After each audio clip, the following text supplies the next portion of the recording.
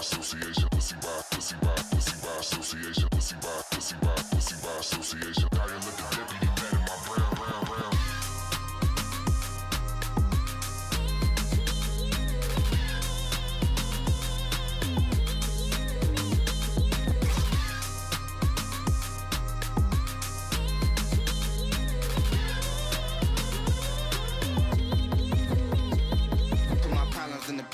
Put my problems paper dial up the deputy mad at my brown problems in the paper. Put my problems paper dial up the deputy mad at my brown problems in the paper. Put my problems paper dial up the deputy mad at my brown problems in the paper. Put my problems paper dial up the deputy mad at my brown problems in the paper. Put my problems paper dial up the deputy mad at my brown problems in the paper. Put my problems paper dial up the deputy mad at my brown problems in the paper. Put my problems paper dial up the deputy mad at my brown problems in the paper. Put my problems paper dial up the deputy mad at my brown.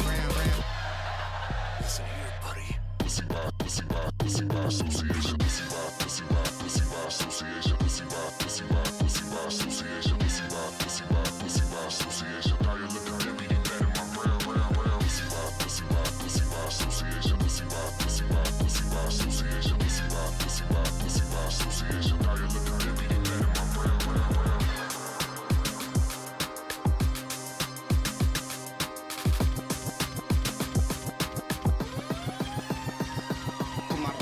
Paper, put my problems paper dial up the deputy mad at my brown problems in the paper. Put my problems paper dial up the deputy mad at my brown problems in the paper. Put my problems paper dial up the deputy mad at my brown problems in the paper. Put my problems paper dial up the deputy mad at my brown.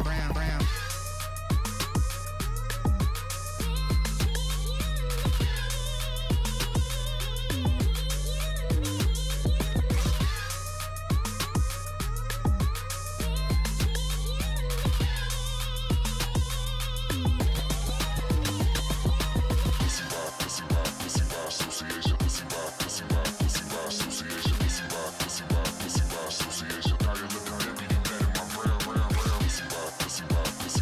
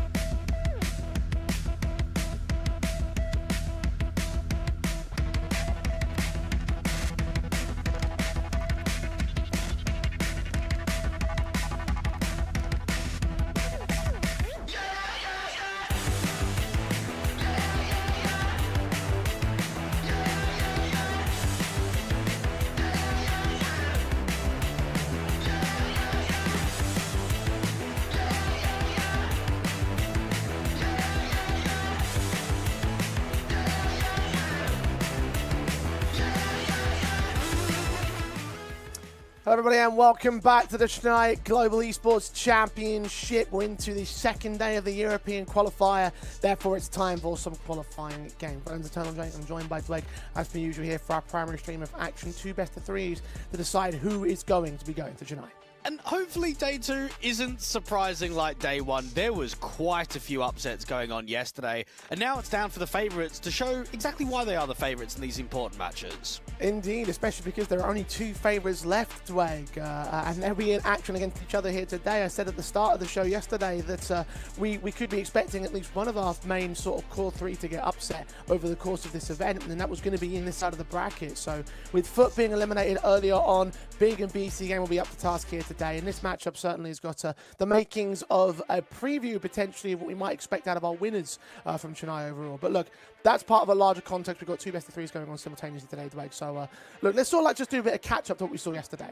Well, first off, I thought that Gen 1 was going to beat the Musketeers side. Gen 1, I believe, is a much better French team. They've proved a lot more recently online and at LAN.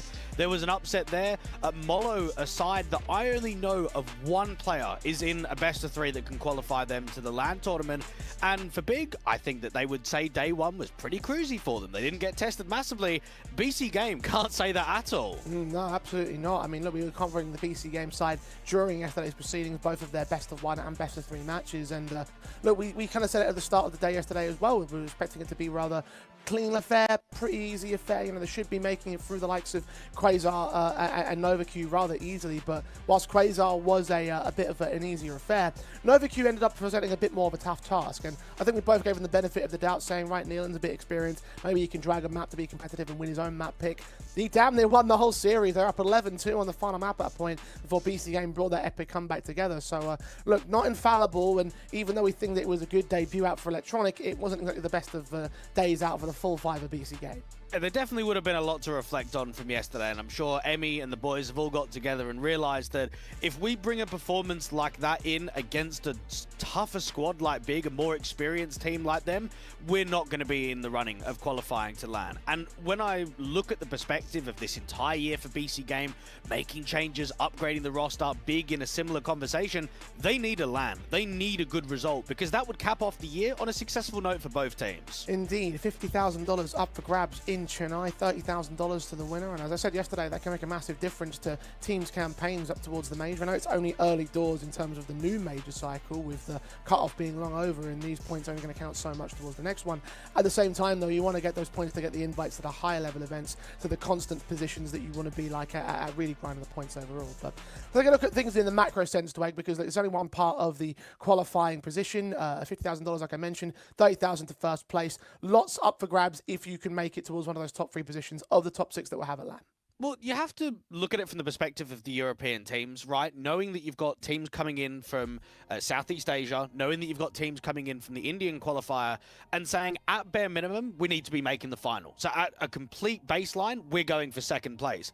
If you're a side like a BC.Game or you're a Big, you're already looking at 15 grand on LAN and saying that's the basement, okay? We want to try and take a title. We want to try and push on. And that's going to help the overall VRS for the European squads. It's also going to help the experience of some of the lesser known Southeast Asian teams, the Indian teams. Look at what we've seen in 2025, the rise of the Mongols, really good work from the Chinese teams. It's only a matter of time for the teams from Southeast Asia and India to start getting some of that experience against some of the better teams in Europe. Well, certainly right now you would certainly rate the European squads as the favourites in Chennai just by default. Obviously, you can see how the qualifiers have worked out. We've already found our 2 Southeast Asian teams, True Thunder and Team Nemesis Asia, will be attending. The Indian qualifiers happening immediately after the European qualifiers have happened. So you have to find out who those teams are going to end up being. But right now, of the teams that we have in our top 4, they do still feel like that all 4 of these squads are going to be the overarching favourites of the LAN event itself. Like whether it be BC.Game, Big, Musketeers, or Forever August,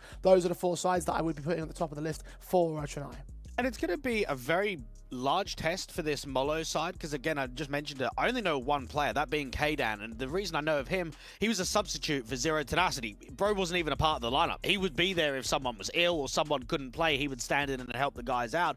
Other than that, I was looking at players and I'm thinking, I've not even heard of names. I've not seen them play before. So the knowledge that they could be in a position to take on Mosqueteries, who I would say is a winnable opponent, I would definitely favor Drac and Sixer as the favorites just because of the experience and what they could get out of qualifying to a LAN. But that should be quite a contestful best of three. I'm quite keen to keep an eye on that one. And that match taking place at the same time as the big BC.Game game, and that's part of our community streamers, so make sure you check out those channels when you have a chance to do so. But as I said before, our focus will most certainly be on the BC.Game versus big matchup, and a lot riding into this one, a lot of things on the line, because both teams have been kind of similar in terms of their recent progress, Dwayne. I mean, we talked a lot about BC.Game's roster change yesterday.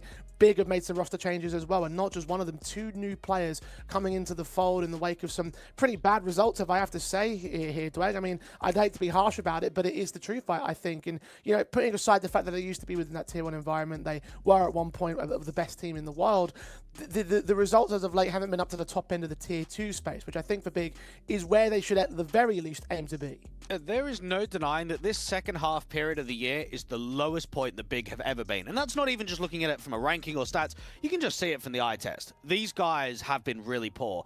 And there's been a lot of changes, not only from the players, but think about the staff that have left Big in 2025 from the coaching department. You had, Saw, the analyst, Kakafu was the assistant coach, Scrunk was the head coach, Freeze was the assistant coach, he's now playing, Dude was another assistant coach.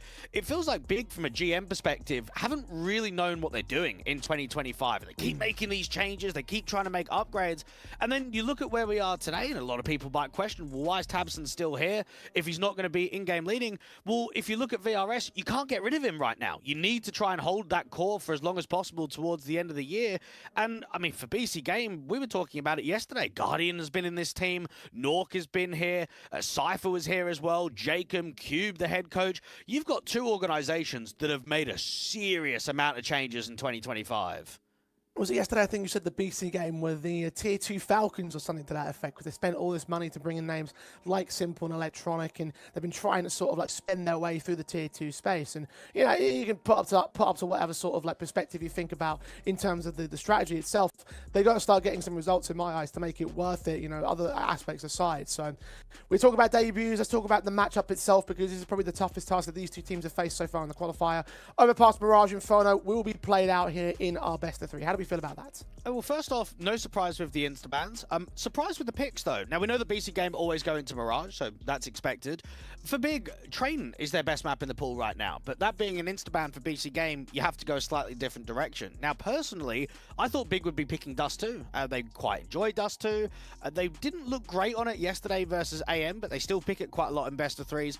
But maybe looking at that comeback from BC.Game, that 2-11 down on Dust 2, they sort of think, nah, let's not go into it today. They pick into Overpass, which is the 4th highest picked map in the pool. So I would say from the German perspective, they're going into something a little bit more middle ground, but also new AWPer, new in-game leader. Perhaps they want to start changing their map pool slightly. I mean, look, I've always been saying it, and I'll repeat the point as well. Like, you don't want to play Overpass at the very start of it being introduced into the map pool, but if you are a lesser squad, a team that probably wants to make some points up and make some moves up in terms of the grander scale of the scene, you probably want to start implementing the new map into the pool in some capacity, because that's where you're going to catch the most teams off guard. And so I like the idea that Big are picking into an Overpass like this.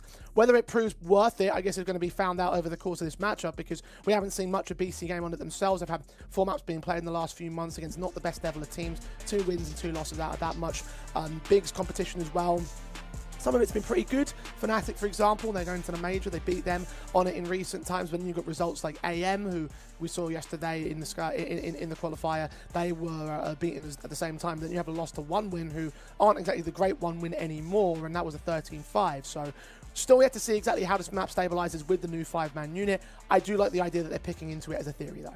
Yeah, and just to go back, that Overpass you mentioned with 1win, that was a map pick in a best of 3. Really slow T-side, really awkward first half, but that was the debut game for Freeze. So we're looking at it, you've now played 2 best of 3s, one's been a map pick of Inferno, another one's been a map pick of Overpass, you go into your 3rd best of 3, and you're picking into something again. If you were to pick into a Dust 2 as an example, that's now the 3rd different map that your new in-game leader is picking forward to. Now think it helps for Freeze that not only he was a part of Big Academy recently, but that he's been the assistant coach. So he gets a feel of how the team wants to operate. I know that he's going to bring in a different point of view, being a caller now and taking that away from Tabson, but because he's been there and been heavily involved with the squad, I think the transition for him should be fairly easy, at least to the start here, to get Big trying to be pushed in the right direction.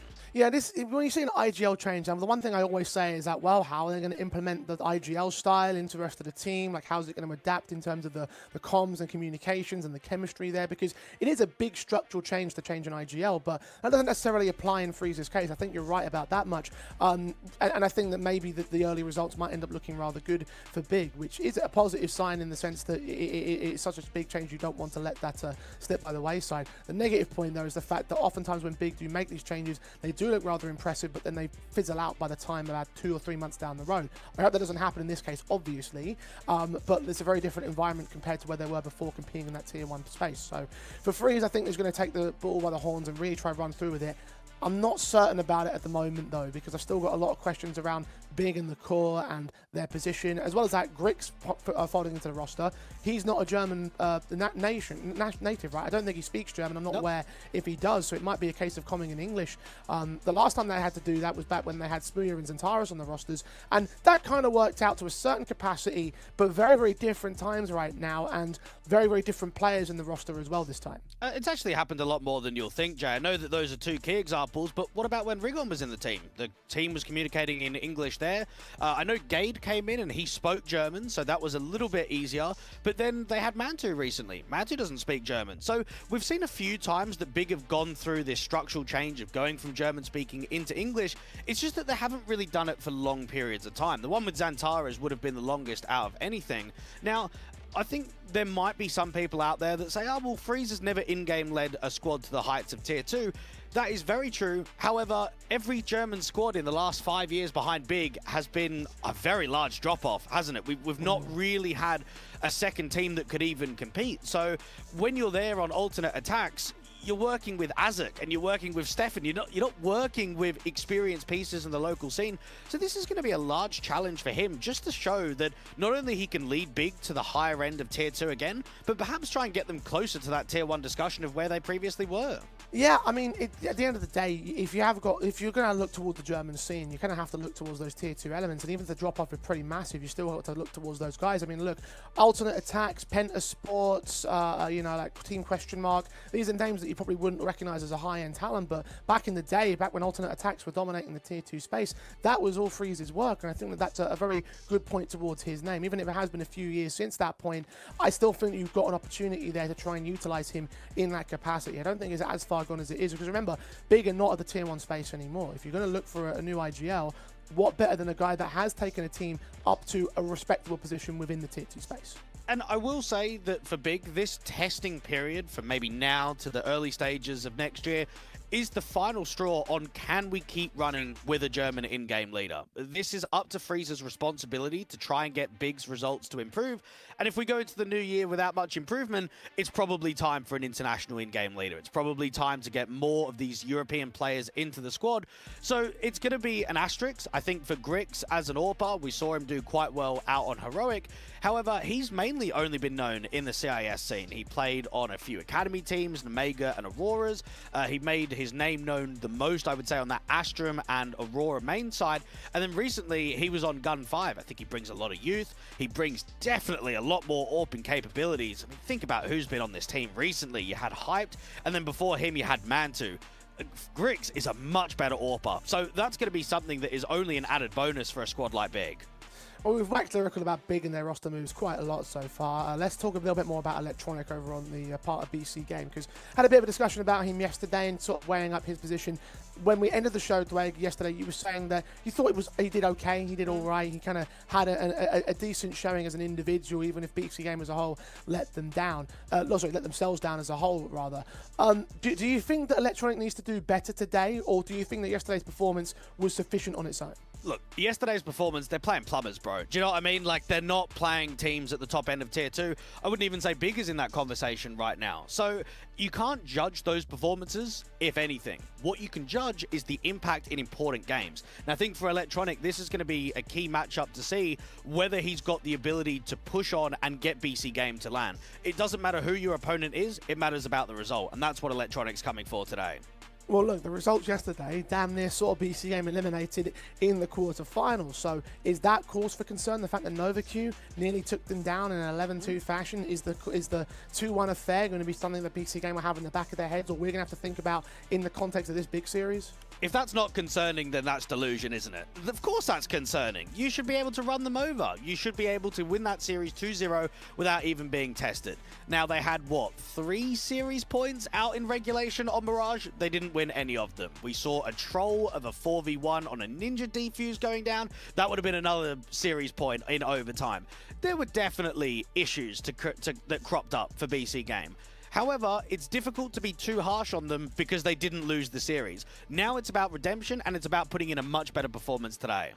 Well, look, redemption certainly will be the name of the game in my eyes. I will say that I seriously feared the BC.Game would get eliminated, because another thing as well was that in that Dust 2, they were completely checked out. You said it in the look on themselves on the cams, but you could also just watch it in the eye test. Talk about Big's eye test. I mean, BC.Game's eye test yesterday indicated complete tilt factor. I don't know what they did in the second half to bring back that Dust 2, because it felt like it was going to be impossible. Yeah. But they managed to do it at the end, and also that Dust 2 sort of being banned out this time around might not necessarily be a map that you can work that and all. So if I am Big, I do smell blood in the water with BC.Game, much like how other teams have been able to take upsets over this BC.Game side in recent weeks. I think if you're Big, you're looking at the situation that they had yesterday, saying, right, it's our time to take it, it's our time to win, it's our time to go to the LAN and to win this qualifier.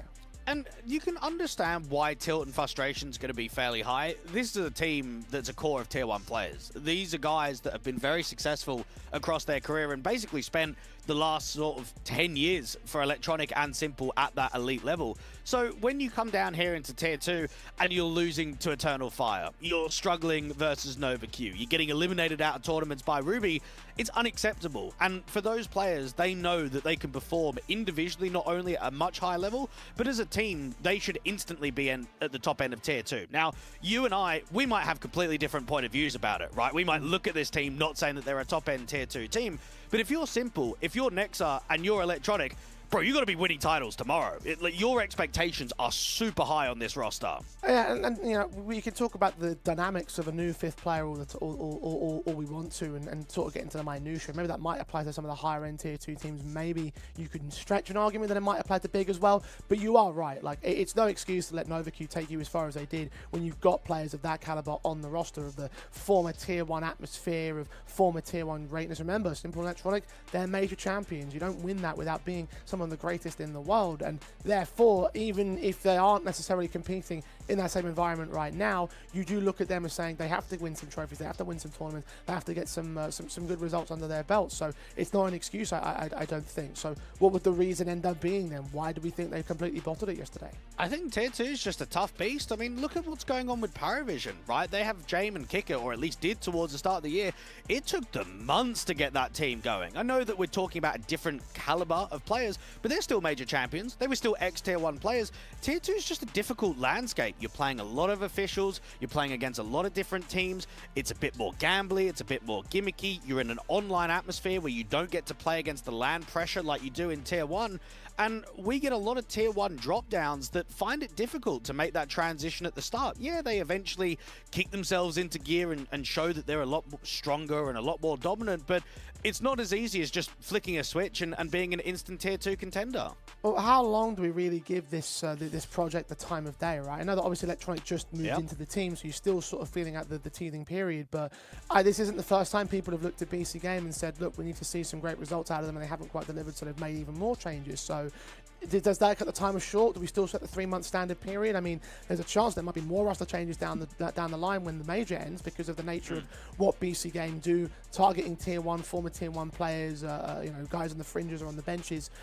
So, like, you know, like, how long do we realistically give this roster to find success? Well, typically I would say 3 months, but I can't for BC.Game's sake because you've still got Kakanito and Andu on the team. You've still got Nexa on the team. They are going to look for upgrades as soon as they're available. So when you've got an organization that have already shown interest in buying out Tier 1 players, in spending resources in the large capacity in Tier 2, I don't think you can give them a time window, because even if you do give them 3 months, by 3 months it's probably a different 5-man looking roster. I mean, look, it's kind of just like, you know, I do feel like it's a bit of a shame that you were sort of talking about upgrading guys like Kakanito and Andu, though, because, look, yesterday actually had some rather decent days. I mean, I know that obviously NovaQ wasn't 100% the best of confident the series is in the world, but remember, Kakanito had an incredible Inferno, and Andu was doing, like, God's work over on that map as well. So the fact that those two are the players that we're highlighting as the guys to cut, it does indicate to me that I mean, it does sort of ring a bit of a shame, I think, for those BC.Game trialists, lesser players, not quite as experienced caliber individuals on the team. Well, I'll put it this way. Are they doing God's work if it's still an overtime map? Simple as that, right? Yeah, they were playing well. Kakanito is the star player. He's in a lot of the good positions. Andu's an aggressive rifler on T side, plays a lot of the hard anchor spots on CT side. That's the difference, though, is that numbers only mean so much. Individual impact only means so much. They were still getting tested massively in that series. Now, I think Simple with the Big Green didn't exactly have a amazing series, but he put in a really good shift on Mirage. Mirage in particular, he was trying to carry the team to victory. We saw him put up nearly 40 kills on that map. And I look at the series yesterday for Grix against AM. He was farming. He was doing really well in all 3 maps of that series.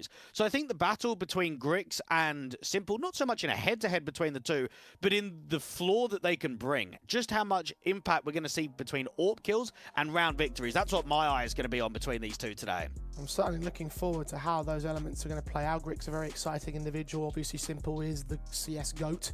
And for BC.Game and Big, those are elements that we want to be seeing them perform in their appropriate fashion. In terms of predictions, Blake, because we are almost ready to get this series started, I mean, bit of a tough one to call because we are so not so new in terms of the experience of these teams, because there have been so recent changes and such weird results out of BC.Game as of late. I mean, where do we stand on who's the favourites right now? I don't think there is a favourite in this series. You've got Big, that their core's been together for what, 2 months? The core of BC.Game is 3 months. We're not talking a long-standing roster for either of these squads. We've got BC.Game debuting with Electronic in this tournament, and Big have played 2 tournaments with the new in-game leader. This is their first tournament with a full 5-man lineup. So for that reason, I just think that it's a 50-50 matchup. I think both teams have a fairly equal chance of winning this best of 3.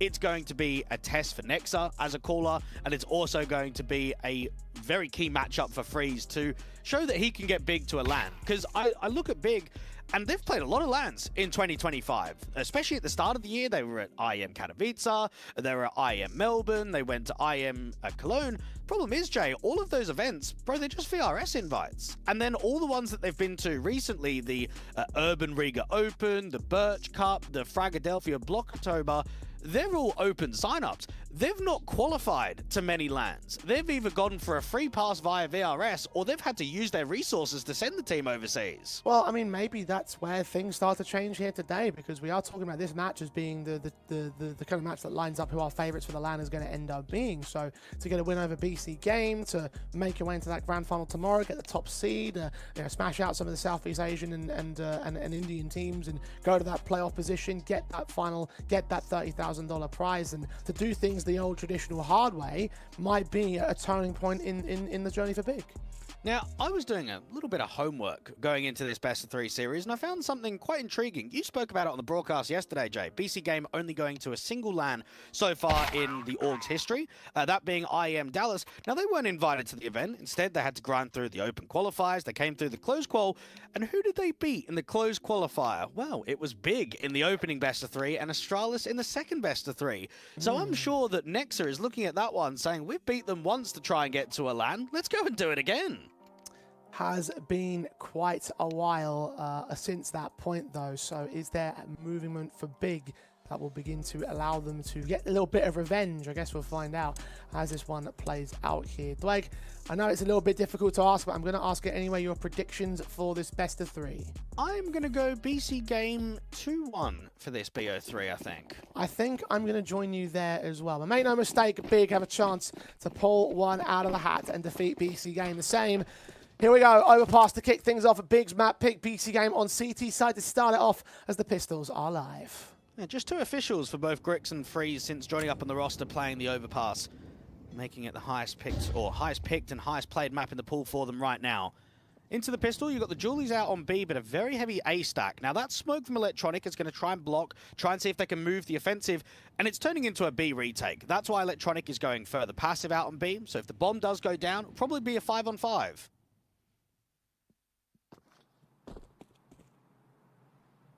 And that is assuming that the man backs away. Electronic's going to hold confident on that B bomb site. Tabson to lean in. Flashbang down affecting Julius. Check position, get the kill on JDC. Awkward fight from Tabson. Subsistence Freeze in the end. Gets that kill together. The simple trades back the man advantage, trying to suppress that bomb. Exposed in the open to the crossfire, but still deals with Tabson. Freeze now has to prioritize this bomb block. Get that bomb plant in and get some help from Process. He's going to try and slow these CTs. Another headshot from Simple, and Andu gets the final killing blow for Big to concede the pistol to BC Game. Excellent work from Electronic, just to stall for time. I know that he only gets one with the Julies out there from the back of Pillar, but he does stay alive for quite a while, and that brings Simple's advantage on the rotation very quickly from APC. It allows Andu and Co to rotate out from Heaven to get in from behind. And while the bomb goes down from Big, I don't expect that they're going to be buying because they didn't make the round very expensive.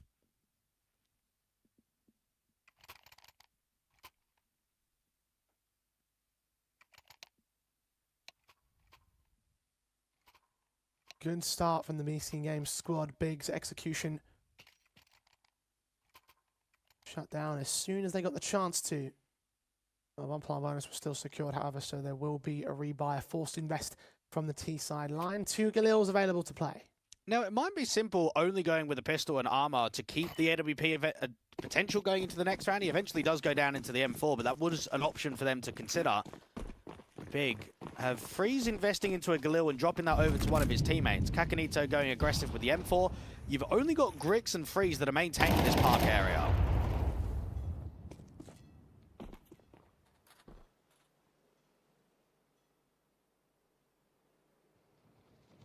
They're not facing much resistance.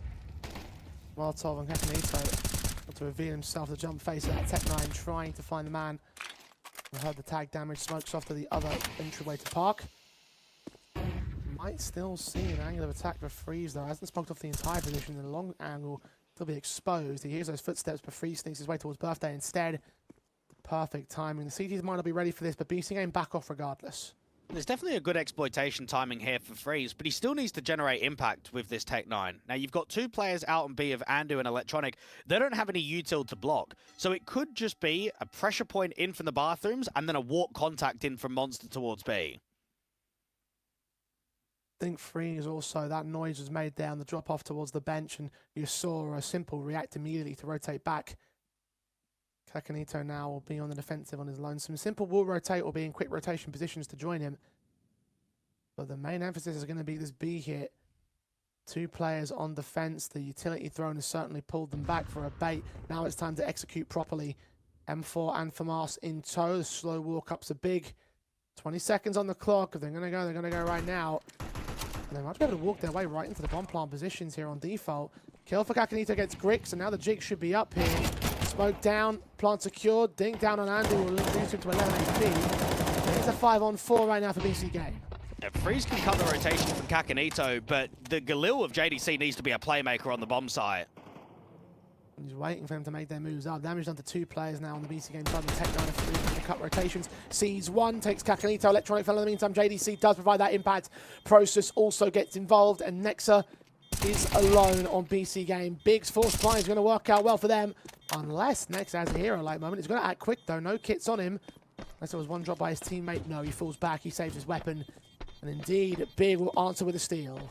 Excellent call there from Freeze, because it did force quite a bit of over-rotation. Just some slight util, low time on the clock. You only had 2 defenders on B, and then JDC in the post plant just does everything right. He gets a multi-frag, he stays alive. Freeze isn't being checked from Kakanito on the rotation in from Con either. Excellent reset, exactly what you're looking for in the second round. And now for BC Game, yes, you've got an M4 and you've got a FAMAS. Everybody else is seriously limited.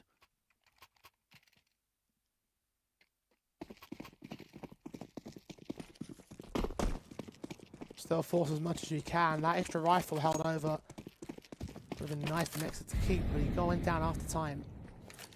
FAMAS M4 could have been an extra M4 as well, but not to be simple.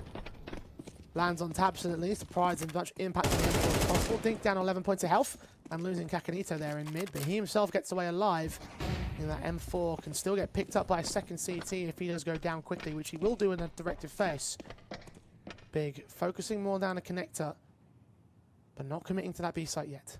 Well-timed pressure there from Big. As soon as they see the overextension, they don't want to give freedom. They don't want to give an easy 5v4, allow the retreat. They start accelerating, and they look to put the fight down immediately. Now, yes, they don't quite catch Simple, but 11 points of health and Kakanito to fall, they'll be happy with what they've done. Now, Freeze, as a caller, Jay, you'd have to say, had a very successful period with Slacks and Spitty in the roster. And when I think about now him having some ex-Tier 1 players, is this the moment to finally have the players around him? As a caller, we've seen a lot of slow defaults in the second round and now moving into the third. We're seeing a group. It's all about getting a feel on exactly how he wants to call on this T side.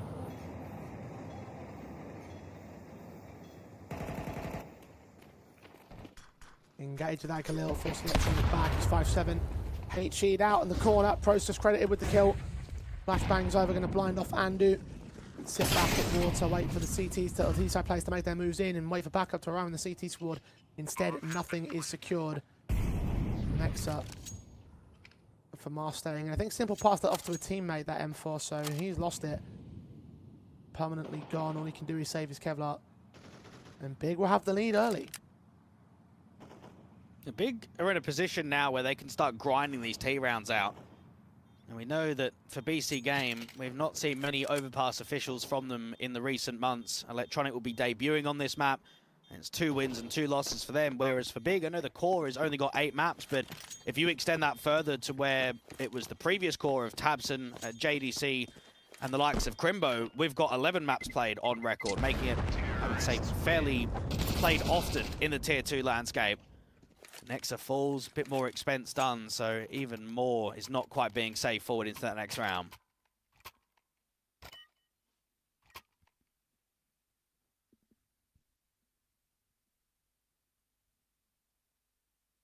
An excellent return and follow-up right now from the Big side.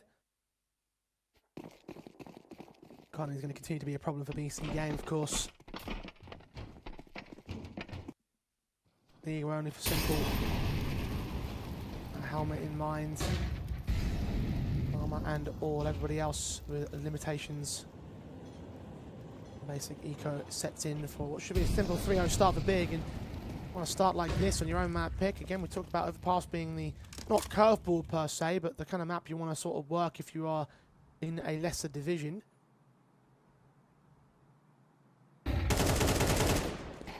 Right now, Big are doing some other things to expect. Shouldn't be much more concerned out of this one for Tabson. Quadra secured, round is already over.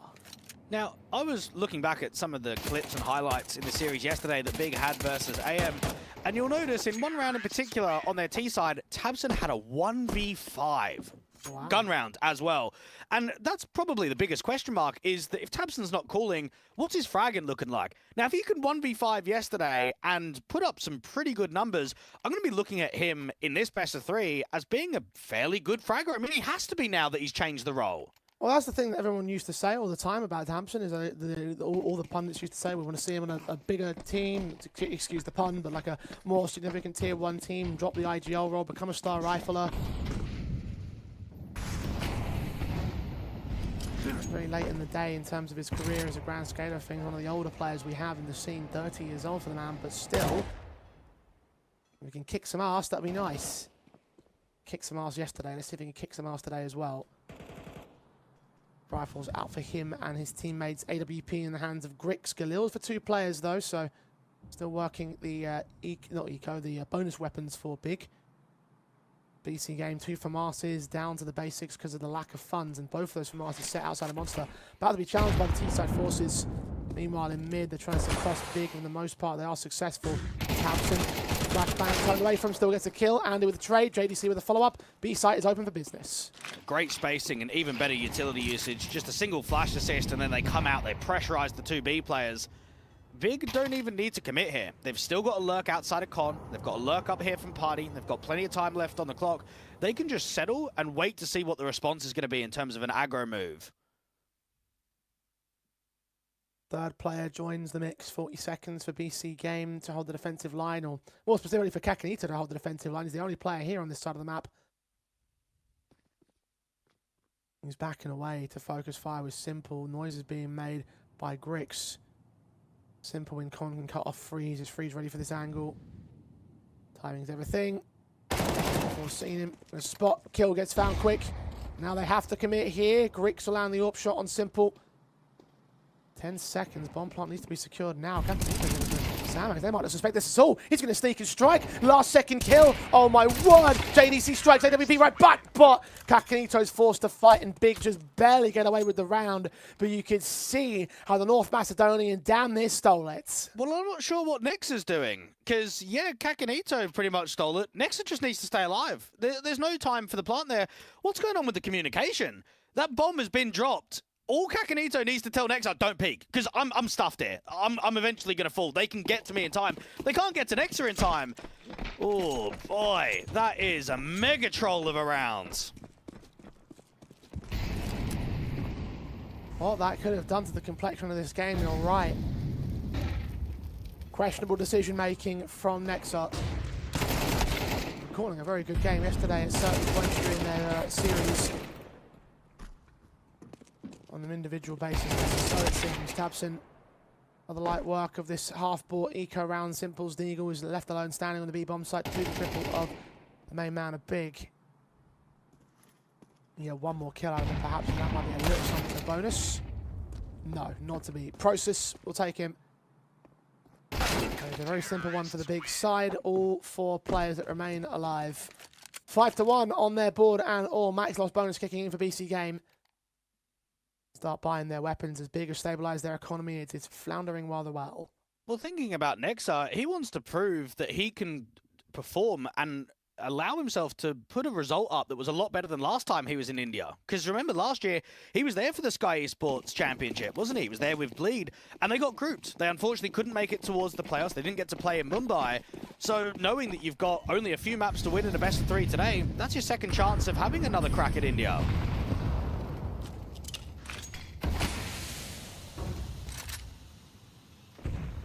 Trying to go one better as well.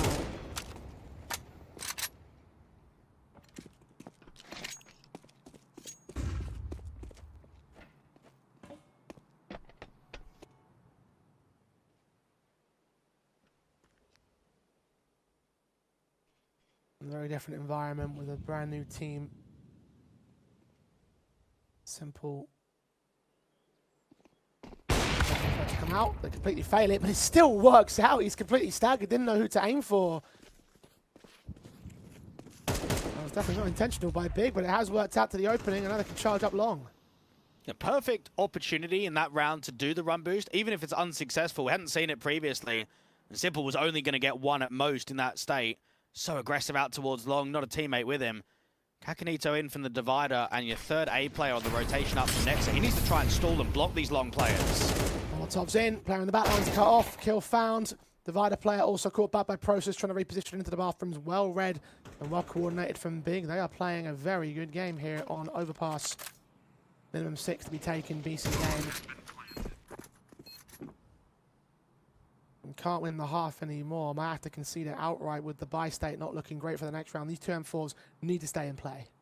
Well, we're seeing similar signs from Big's yesterday's best of 3 to what's happening today. Now, when they took on AM Gaming, their map pick was Inferno, and they had a very comfortable first half. They went 8-4 on the T side, closed the map down quite easily, even went into the decider and weren't being tested. They went into that series where they're just not being threatened in the majority of gun rounds.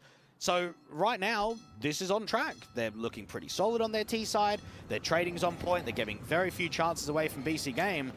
These two M4s are going to struggle to stay alive. You've got a lot of T-side players outside of Monster, and that's it. Electronic only gets away with one. Big 6-1 on the score.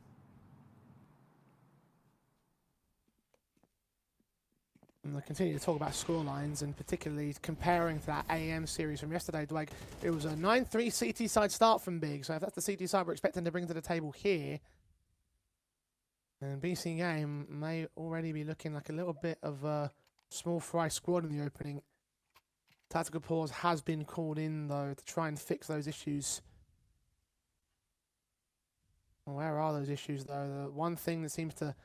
The two things, rather, that seem to stand out to me, not only is just the decision-making from earlier, but also the firepower in the individual performances. Look at the numbers on the BC.Game board. They're not exactly all that frivolous outside of simple. Maybe some of the issues are, can we get the cameras up a bit more? Like, can we just see what the tilt looks like? Yesterday was atrocious, wasn't it?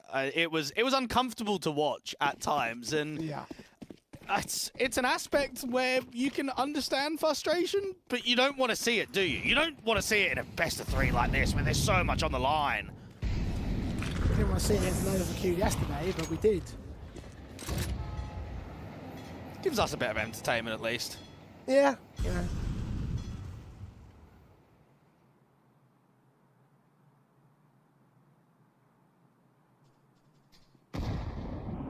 Seems like the Schadenfreude approach to these games, Leg. You like to see teams suffer. That's one way of putting it. Kakanito hoping to make Big suffer with a hero M4, but as soon as he goes down, he'll be round over pretty much. The way the Big are playing. Something that's come out good for 1 assisted kill. Kakanito only gets 1 kill outright, though. SMG trying to sneak in. Oh, that is disgusting from Process. Quick turn of the 90 degrees right to the head of the man, and that is game over for Nexa. 2 HP for Process as well. Got damn near close to winning that fight in the end. Only 5-7s remain for BC.Game. Maybe one more pick to get out of the round. But this is 7-1 for Big. There's nothing you can do to change that. You can definitely get the feeling that there's not structurally much that's changed from Freeze being the caller to Tabson being the caller. They're still very cautious, aren't they? We're not seeing too many overpeaks. We're definitely not seeing scrambled CS. They're playing textbook Counter-Strike at the moment. Spacing looks really good. They're extremely patient. I mean, they're running the clock on so many of these rounds. Again, they are playing a solid map, and you can see when they picked it. Weird. Electronic going to sneak one in. Doesn't quite get the headshot on the next man. If that was Process, then maybe that would have been a round there for BC.Game. The HP too much to deal with for Grix. And the half-buy does not find the steal that they're looking for there on BC.Game. The damage doesn't mean anything as well. They took 3 players down, but there's like $10,000, $13,000 before the buy begins. So they'll be buying regardless. Buying for a while as well. National squad may start to recognise that. M4's AWP back out. Kakanito sacrifices utility for the sake of getting another M4 together. 6 to the good on Big. They have the half advantage. Tabson doesn't see anybody jump facing with Nexa. Doesn't reveal his head. Kakanito meanwhile is connected. Trying to stop the Process. Footsteps heard. Caught off guard with utility in hand. Tanking a little bit of damage to the Molotov, but gets the opening kill. Process just caught napping there, and Simple out from the bathrooms is trying to aggress the angle. JDC to get 2 here. Gets one of them, certainly. Andu found one in the meantime to the man advantage save the BC.Game. Kakanito strikes, the AWP misses. JDC continues his flank, but misses his mark over at Divider. Kakanito can just escape the hard cover. Face round the corner, JDC still works to pick against him, but he's lost so much in exchange. Still a man advantage right now for BC.Game. 3-on-2 right here. Last couple of players separated as well. Freeze making his way up to the bomb site. Electronic could be in a position to deny that bomb's angle. Oh, this is a really good flank here from Freeze. Now, you are right about Electronic out towards the short water, but that's the pressure point. JDC forces so much of an over-rotation out there to A that Freeze can just warp Monster and into B. Now, if JDC can get out on B, he'll be smart and he'll plant open for Heaven, and that allows Freeze to get into an even better position to cut rotations. Might come down almost entirely to Electronic and how he repositions here. Freeze and certainly cut off those rotations. You know what you heard, Andu sprayed down, Freeze picks up the kill, Electronic deals with JDC, that's the bomb being denied, and indeed, he was the difference maker. 10 seconds, Freeze desperately trying to find the bomb inside of that smoke, is just about covered off, can plant it down to the pillar. There's enough time to do so, but a 1-on-2 now in the post plant to win, and Nexa comes up from Heaven. Good attempt from Big, good efforts to make, but Electronic, he was the winning element for BC Game's second round.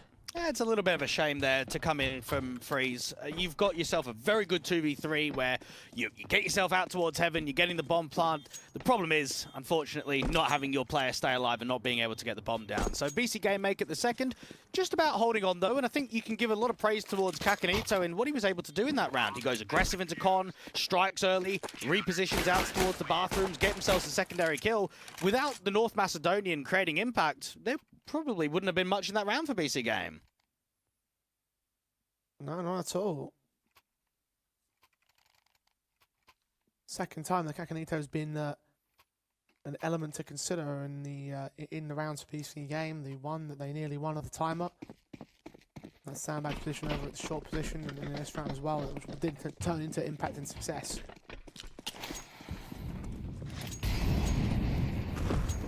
Big will still buy back though, rifles available for round 10. BC Game could still get 5 if they go perfect from here.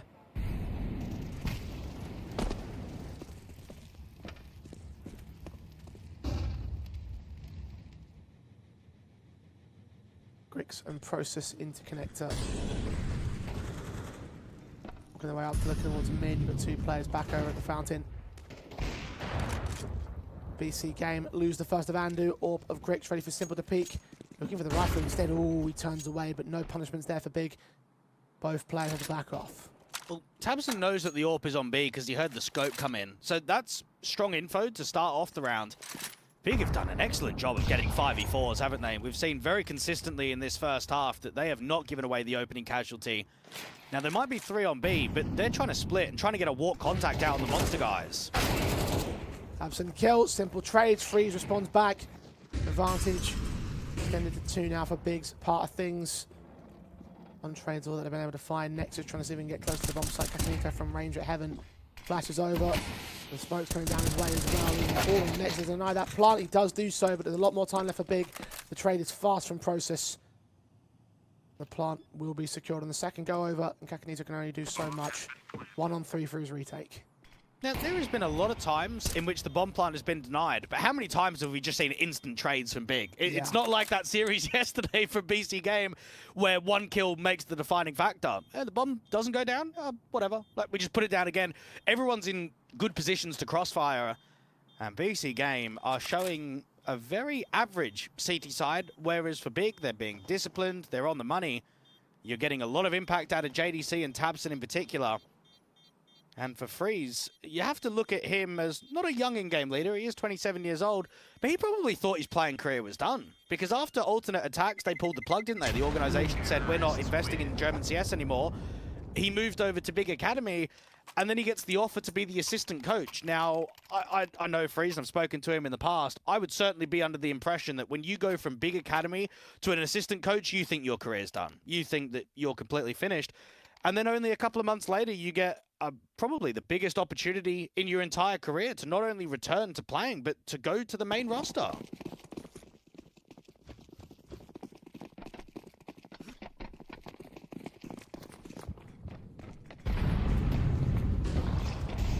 Don't know how the internals felt about that, but they'll certainly be happy to see himself back on the server. Engage with Andu finding Tabson in the meantime, putting him out of the server for round 11. Damage the Process and JDC. They've indicated a very positive opportunity here for BC Game. Dropped the bomb right there for Kakanito with 2 fantastic kills, with Nectar in support of the assistants. And there we go, something a bit more confident out of the CT side. Electronic takes down Freeze. Bricks will be the last man left in an impossible clutch for a third to go the way of BC.Game. The concerning element, though, is that if Kakanito makes a play, they win a round. If he doesn't make a play, we lose. And that's not consistent. That's not something that's going to translate into consistency in the second half and bring this scoreline back into a competitive matchup. Now, it did help that Andu was able to catch off the B-Lurk and that there was a lot of util and spam damage done to those con players. I mean, both JDC and Process were on red health before they even committed to that fight against Kakanito. Now, AKs have been saved in for 2. And BC.Game just need to get themselves a bit of an uptick in form. Try and get a round streak right at the end. Try and see if they can get 4 on the CT line.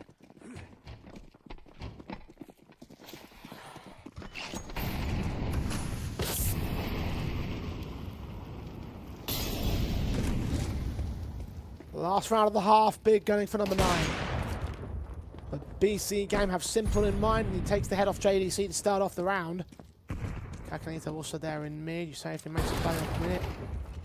Might not be consistent, but it might be enough to close out the half. Missed shot from Simple as well. Number of missed shots taken over the course of this one. The extension to the CT side, nearly punished by Tabs, and in the meantime, back in Monster. Andu does go 1-for-1 with him. It's the man advantage stays with BC.Game here. Yeah, it's the real first aggro move that we've seen outside of B for BC.Game. They've not often been taking short water. They certainly haven't been aggressing Monster.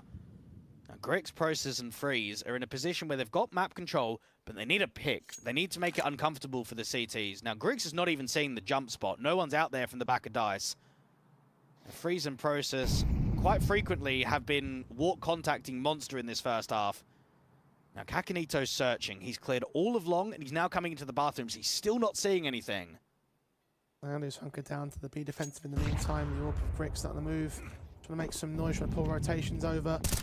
Kakanito's going to find it all. Oh, Grix still takes him. And that starts to make some movement happen. The B-side execution underway. Freeze gets a kill and doubles up on Nexa.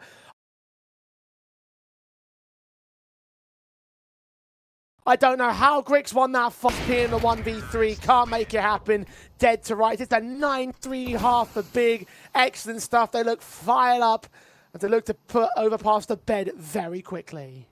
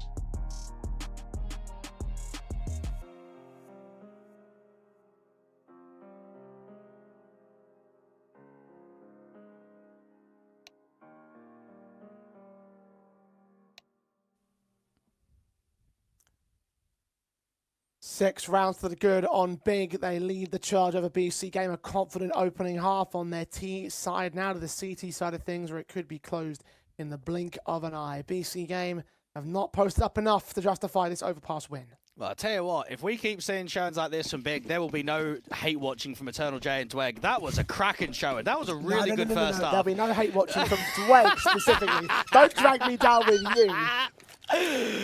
For Big, you can't question it at all. That was a good display. And going into the second half, I don't think we've got much expectation for BC.Game in terms of bringing in a comeback, trying to threaten. It will start with the pistol, and at least it's an opening kill for Electronic. Tabson first to fall. And BC.Game going to have to pick up the pace here on T side. Start walking their way forward into the B-bomb site, where Freeze is again the solo defender. Most of Big stacked up inside a connector. Starting to take some control away from the T side line. Trying to hunt down Kakanito above all else. Focusing that player first. Oh, they brought right past this toxic barrel position, and Freeze can get 2 out of it. Andu and Kakanito hold those trades together, though. Kakanito, particularly over a connector, stalling the majority of the Big players. Trying to fight on JDC, who brings it home to a 2v2 for the retake. They're not going to expect this monster flank so quickly. Process is in a really good position. Leaning forward. Back's turn, they don't expect this angle. Nexus head peeking up, Andu's seen as well. Second player can start closing in. He's going to try and back away to an elevated position, but loses life to JDC. Bomb plant secured by BC.Game, but Big take the pistol round. All I can say is that's just lazy. No check towards the toxic barrels. As soon as Freeze gets in there, I'm just thinking back to the Tizian moment. I know this is years ago when he was, what was it, playing Renegades or whatever, and he's got his head ducked down and he's flicking up there from the USP. Oh, yeah. It's one of those positions, it just has to be cleared. And Electronic has no reason not to clear it. He's already getting into the water position. He's already getting down there at the pit. All he needs to do is a quick little 180-degree just to see. That lazy check has cost them 2 kills and probably cost them the pistol round. Yeah. I think it came down to a 2v2. I mean, if you get that pick in easy, then the trades aren't quite as staunch from the Big side. And yeah, you probably do lose quite a foothold in the second half. You know what a pistol win could do for a team like BC.Game. At least they got the bomb plant bonus, and we saw a big steal when their T side, when they got the bomb plant bonus and lost the pistol in the opening half. So maybe BC.Game could do the same. They've got Mac 10s, Galil, Deagle, Tech 9. It's not amazing. What do they play with this? But you have to try and work simple in for a pick. When you've got one rifle in play, he has to be someone that's going to make an opening man advantage, maybe something in the mid-round. You've got to be that kind of impact player. Big's fragging across the board has been exceptional. Not been a star player of someone overly carrying, but everyone putting up the required numbers and impact throughout rounds. JDC forced back by Util. Freeze with the jump spot. Hasn't seen the short water contact just yet.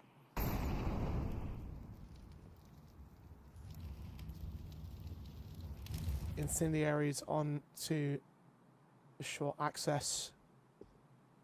Blocking BC.Game, stalling their time. Electronic still going to lead them up. It seems to still be a quick execution in the first minute. Not enough utility to do so, but only 1 smoke available for Kakanito. Got to use it wisely when the hit does come forward. The flashbangs placed perfectly at the right timings. Right now, nothing seen. BC.Game fall away from B site, back off entirely from Monster. Yeah, BC.Game just running out of util to go in for an exec. They've got themselves a lot of flashes, but only 1 molly and a single smoke that can go down there towards heaven. Now you've got a search party from JDC who's still quite aggressive out towards the bathrooms, and the contact against Nexa goes the opposite direction. At least Simple gets traded, and that's one of the rifles. 1 for 1. Wary of that secondary player being there and connected. I heard the drop off of the weapons, or tab soon. 2 to find. Wait for the utility, get thrown, waste it. 2 kills, easy pickings for the veteran of Big. Gets out of this connector position, this short position I should say. Andu's Mac 10's good for at least 1 pick back. Plant the bomb, secure some bonus cash if you can, but even that's denied by Grix. As Big will win 11. Shut down the force buy of BC.Game. After going for another force buy just to try and avoid the overtime comeback, but money just isn't there. Yeah, worst case scenario for BC Game. And imagine being Emmy, the head coach. You've just had 2 rounds in a row of lazy checks. They come out of Condor and no one is even checking the right-hand side. It's just schoolboy errors that are occurring right now for BC Game. And when you're down 3-9 moving into a secondary half, you can't afford to make those mistakes. Otherwise, Overpass is just finished. What that tells to me is that they just don't play or practice this map all that often. They don't really prioritize it because they don't want to pick it. No one else wants to pick it against them. And this is why you pick into this map if you're a team trying to work your way up the rankings. This is where big benefit from, because BC Game, all they've got to rely on is their firepower, which hasn't been activated over the course of this first map. Ooh, good shots of Grickstone. Kill found from his Nexa. Close quarters against Andu. Kakanita can take him down and grab that AWP the same. Try and plop place it with Simple on the AK. Electronic leads them into the site. No one checks long. Freeze. Chance to deny the bomb. Third time over. And denied by the rest of the rotating CT players. Kakanita maybe damage. One more player out of the round will be nice, but that does not happen. 12-3. It's map point for Big. Yeah, Big have come in with a very good game plan, and they have put themselves on the pedestal of creating quite a threat in this best-of-3 series. I know that it's their pick, and they're going into a strong map of Mirage later.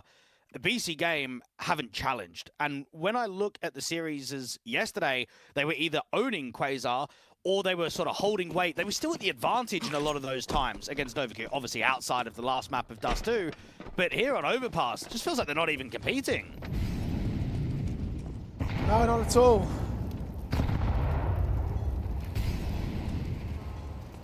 Big brought this one to the table, and they are showing why.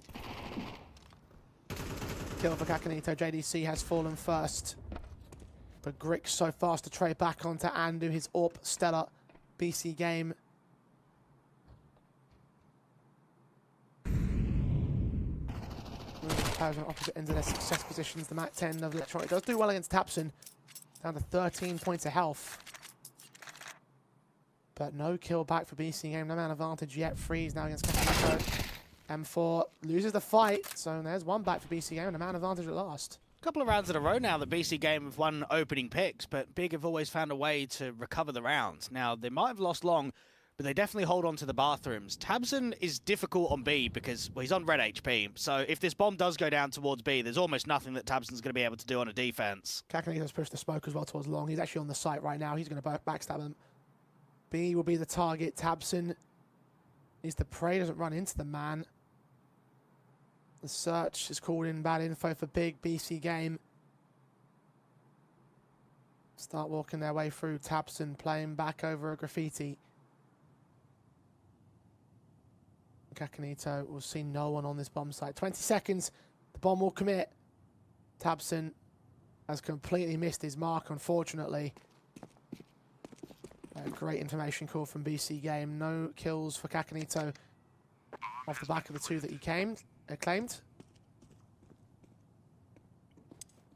And with the man disadvantage, with the HP down on Tabson as well, they think it's best to hold on to these guns. Kakanito will go hunting though, and they'll be hot on their heels. I think Big should mostly make it out alive. And their economy's still in a good state. We've got Grix on 4 grand, Tabson at 1900, so no issue with the rebuy going into the next round. For BC Game, it's just about how long can you realistically survive for. Couple of rounds, few at most. It's definitely not going to be double digits, that's for sure. Big are going to look to try and close this one up quickly. Now, they were able to get, what, a 13-6 on their map pick yesterday, and 13-8 on the final map. They can get away with a 13-4. That would be quite a statement in the qualifier.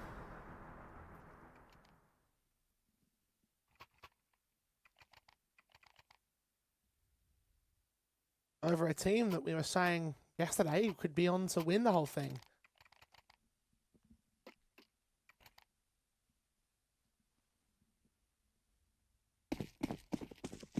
No doubt a 13-4 would put doubts into your mind about this series, let alone their run.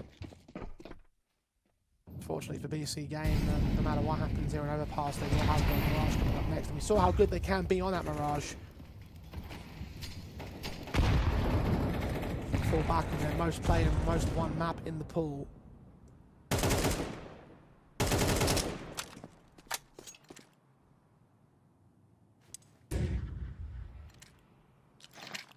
Damage done early towards the T side. Big. Absent. Smoke comes in close. And they start walking. Kill found for Electronic. Transfers the process.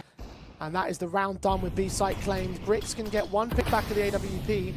Trying to look in for more, but the smoke gets in the way of Heaven. Also counter flank against the two players in from short. JDC still wins the fight against him, so actually, round's back on for Big. Round is definitely on. Freeze might have a good timing out here to Monster, and Grix is waiting for some aggression to come towards him. And wary of that backstabber, they are focusing to fire on water and trying to clear out this AWP. Watching Freeze from range. The MP9 doesn't quite get away with the pick, but getting down Andu and Simple's HP bars. Nexer also falls. It's all simple now. Time for the GOAT to go ham. He doesn't do so. Grix shuts him down with a big green gun. It's 13-4. Big handily claim map 1 of Overpass. Well, BC.Game fundamentally looked rubbish out there on map number 1. I mean, what a way to end it there for Big. A 3v5 recovery. So many of those rounds in the second half, we were seeing opening picks coming through from the internationals, and they still weren't closing rounds down. Now, you might sit here and give them a free pass towards Overpass.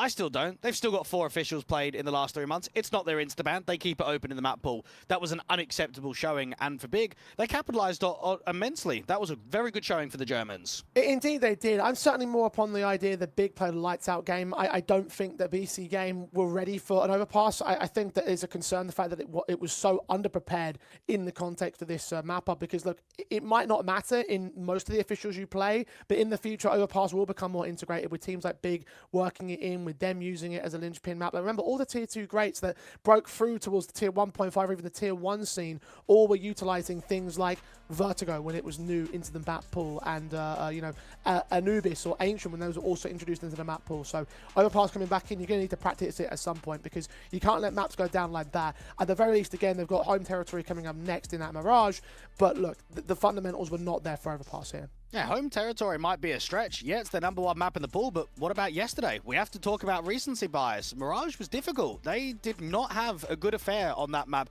They certainly wouldn't have been satisfied with losing on that map to a team outside of the top 100. I think that for Big, they play a lot of Mirage. They definitely don't pick it. But with what they showed on map number 1, I'm sure Tabson and the boys are looking at this one and saying, look, BC.Game aren't looking that great today. Let's really come out, let's put in a good shift, and let's get a 2-0. Let's make sure that they don't even take a map in this series. Well, look, they're probably saying that from the start of the day, because, again, if you're taking a look at a team that nearly lost to NovaQ yesterday, you probably do smell blood in the water in that context. And so, no matter what the maps are, if you're Tabson, if you're Free, just sat there going, right, this is our time to take a victory, time to take a spot back at LAN and return to that LAN Tier 2 fold. So, maps aside, that is certainly what they're thinking going into this Mirage right here, because you are right. Against NovaQ, it was 12-9 up for them, 3 series points back at that second map in the series for a 2-0 for BC.Game. They let it go to OT, they lost the OT, and then damn near lost the Dust 2 after the fact. So yeah, you're right about that assessment right there for BC.Game, but that is one result, maybe a few more concerning results to also throw into the mix right there, but in general, across the last 3 months, it's a map that they have done well upon. And imagine the tilt factor for some of these BC.Game players. I mean, with what we were seeing yesterday, they're now going up against a big side that used to be in Tier 1. I wouldn't call them a Tier 1 team for almost a year now. They've got a new in-game leader, they've got a new AWPer, they've got a new core. There's so many extra paddles where if you are BC.Game, you're thinking we should batter these boys. We should be on top of them, and we showed nothing. Absolutely no competitiveness on map number 1. Well, now time to step it up for map number 2. It's their pick of Mirage after this short break, so don't go anywhere. BC.Game have to bounce back in the best of 3 series.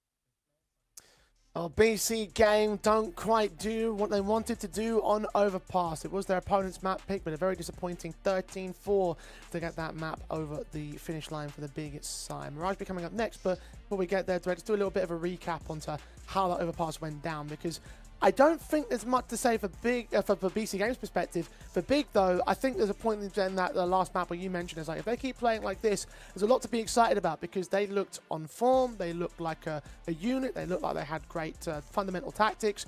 That was a very excellent showing from Big, something that I think we've been hoping for and longing for a very long time. It's the kind of showing that almost makes you think, should we book the LAN tickets now? I mean, it was a very good performance. And going into Mirage, you've got individuals that are striking hot. I think that's been one of the main asterisks against Big, at least in the recent history, is that the fragging's just not really been to an adequate level. And especially with Crimbo being your anchor, heavy lurk, he at times felt like Big's best player. Now, when I looked at Overpass, we had JDC and Tabson putting up good numbers. Griggs didn't have the AWP out frequently. I definitely expect that we'll see more from him when it comes to a more like a map like a Mirage. But you were just out-fragging BC.Game, and there's not many teams in Tier 2 that in the current state can say that they can out-frag a team like that. You were out fragging and out playing, I want to say. I mean, look, I don't think there's a standout MVP per se. I mean, we're going to have one regardless, but I do think that you've put listed a lot of names that could end up taking the title. JDC will edge them all out, but you are right when you list out the number of people. I mean, even though Grix didn't have the AWP all that often, when he did, I felt like he got some respectable impact out of that weapon in some awkward fights that went his way, some good opportunities to get the round just tip the favor of the big side. Like, look, I think there's a lot of players that you could rate as having a lot of impact in that map up, and I think that was more of a case of the team formation of Big to benefit from them. They went into that overpass with a game plan, they executed it to perfection. And you've got to only expect for JDC, he not only wants to get back to the LAN circuit, but he wants to get back to tier 1 for Big. This is a guy that spent a lot of time on Mouse being successful at tier 1, and then from there he went to what, 0-0 Nation. He's now been a part of Big for coming up to 2 years. It's stagnation in a career, and you're never satisfied with that. You want to get back to the heights, and looking at where this could take Big, getting to a LAN tournament, trying to win a LAN tournament, maybe getting within the top 30 on VRS, getting close towards some of those tier 1 invites, they'll be keen for it. And for a side like a BC.Game, they're still bringing in more of these players themselves, but we know that opportunities for them aren't going to come that frequently about qualifying to LANs. I know that they're going to, you would expect, going into the new year, or at least towards the tail end of the year, maybe going to a few more of these BYOCs, because that's what Big have attempted. They've played a crazy amount of LANs recently. They're at what, BetClick Clash Summer, they're at the Birch Cup, they're at the Riga Urban event, they're at Fragadelphia, they were at Cologne. They've been at 5 LANs in the last 3 months. BC.Game have been in 1 in the last 12. I mean, that's one of the things I think just to contrast the two teams is the fact that BC.Game are focused on the online grind, Big have been focusing on the LAN grind, and paid off for Big. I mean, I've been doing some mathematics on how LAN results impact the VRS rankings, and Big come out on top on VRS probably just exclusively because of the attendance at those LAN events. So for them, they will outrank BC.Game by that virtue alone, and that I think that they made massive improvements to the roster now just off the first impressions alone. Now, obviously, long term is a different factor, but in the here and now, like, this feels ripe for the picking right now for the Big camp. The only reservation I have is about that Mirage. I mentioned it before the break, the fact that BC.Game play it a lot, pick it a lot, they win it a lot. Even though there have been recent results that have question marked it to a certain capacity, I do believe that they could still take this second map. But I will start to say that my 2-1 prediction for BC.Game is certainly questioned at this point. And it might be the revenge factor for Big, not only from that IM Dallas closed qualifier, but also they failed to qualify to the Skyesports Championship last year, because they placed, what, 4th in the online event that Aurora ended up winning and going to the LAN atmosphere. So they know what it's like to be involved in the Skyesports circuit and be unsuccessful, to not have the qualification. Right here, you've got 2 chances and 1 good chance right now on Mirage to make sure that you get the win today. Yeah, and I think that right now, like, if you are Big, you smell that blood in the water, and if you have just had the map that you've just done, you have the confidence to say, right, let's lock in, boys. We've had such an excellent game plan executed on our map pick. We're going into Mirage, and everyone has a rough idea of how to play Mirage. The intricacies can differentiate between the two, but you've got a set of players that are out fragging everyone for BC.Game right now. You've got a formation and a leadership style that seems to be working out incredibly well for yourselves. You've got players like Tabson, Unleashed, JDC doing extremely well. Grix getting impact when he gets the big green gun out in a map that now you can bring the AWP out to more impact even more so. Like, right now, all the intricate points seem to line up towards Big. And for Big, it's a moment of time to now see what the Mirage is going to look like with this newer roster, because we've not seen Freeze play Mirage. All of the officials that they've played recently have been on LAN. I think there's 5 officials in a row that have all been LAN Mirages. Now, they've been up and down. They haven't been that great. It's definitely not one of their better maps in the pool. But now that you've had time to reflect on maybe what went wrong at some of those LAN tournaments, what wasn't too successful, why you weren't able to push on and to go further, this is now about translating it into the online atmosphere. And I think for Grix, he would just love to be able to get back towards the LAN environment. Because I think when he got the call up towards Heroic, you kind of feel like, oh, we're getting close towards Tier 1, aren't we? We're sort of Tier 1.5. We're in the Tier 1 LAN circuit. We make the odd playoff here or there, but we're normally in the group stage. To now, we're dropping back down. We're back in the online atmosphere. You want to get back towards LAN if you're Grix. Yeah, I mean, look, at a certain point for the heroic lads, unfortunately, their organisation has fallen down the pecking order in the Tier 1 environment, and only getting a couple of events out for Grix, unfortunately, means that, you know, there is opportunities to find elsewhere. Before we, just to move away from that for a second, just taking a look at the cameras of Simple & Co and BC Game, you mentioned it at the start of the show, Dweg. Tilt factor and stress levels, I mean, they had that against NovaQ yesterday, and now they've lost an epic map up to the big side, coming into their own map pick, and you just see Simple with his head in his hands. I don't know, man. I'm starting to get some bad vibes about this one. Pistols are live. BC Game are on the T side to start. Very heavy defense towards B, meaning that Tabson's got util, but he's the only one that can defend before rotations come in. Smokes down to get the jungle and stairs. Set piece in for BC Game to break into the site. There's that bomb plant as soon as they can suss out positions. But Tabson, what a shot that is. HE to the cross smoke. Get Andu. Back turn. Head taken clean off. First blood is drawn. Second blood by JDC. Those two top fraggers of Big in the last map up. Flash round the corner. Caught off by more counter utility of Freeze. Process and JDC can get both those kills into the stairs angle. Not a player taking damage until Nectar tries to strike in. Get down Gritch, but go no further than that. Big. Another retake for another successful pistol. Individually on point. Tabson striking with the breakage of the smoke. The CT rotation from JDC is excellent. And I want to take a moment here to just praise Tabson's loyalty to the organization. There's got to be a lot of players out there, right, that have been, let's just say, an in-game leader for a very long time. And the organization says, look, we're going a different direction. Do you mind stepping down for the in-game leader? We're going to give Freeze a go. So many players will say, do you know what? Sod this, mate. I'll just go elsewhere. I'll just go and in-game lead another team. But he's given up that responsibility, and it's not an easy move. You've been the in-game leader for, what, 8 years on Big? You've been the captain, and you've been the guy that is looked at for the responsibility, and now it's being shared, and he doesn't have an issue with it. Instead, this actually might lead Big to more success. Just look at the way he composed himself for that opening pick. Just HE, patience, pick your shot, take the head clean off the man, call it a night. Unfortunately, Andy will call it a night on Tabson in connector for round 2. The MAC-10 force ball in Electronic going to follow up on JDC. The Eagles out towards mid for next. It doesn't quite find the same success as Process takes him down, but man advantage stays with BC Game. Bomb plant's going to get secured. No chance to deny for Big, but they do find Andy back to a 3-on-3, so the retake is still on. We're seeing 5v3s again. Big did a good job of recovering these man disadvantages out on map 1.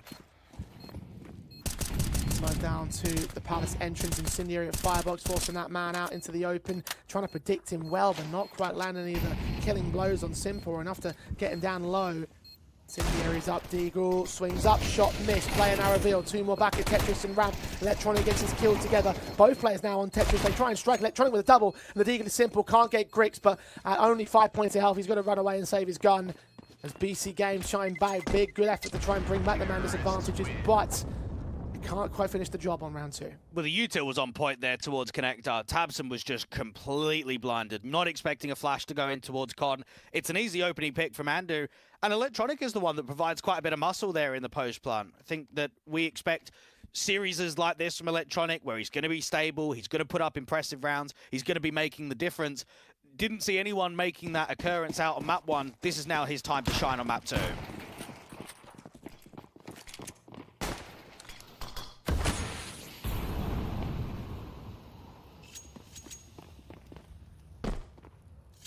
BC Game now a chance to take a lead here for one of the, basically actually the first time since the pistol of the opening pistol of the last map.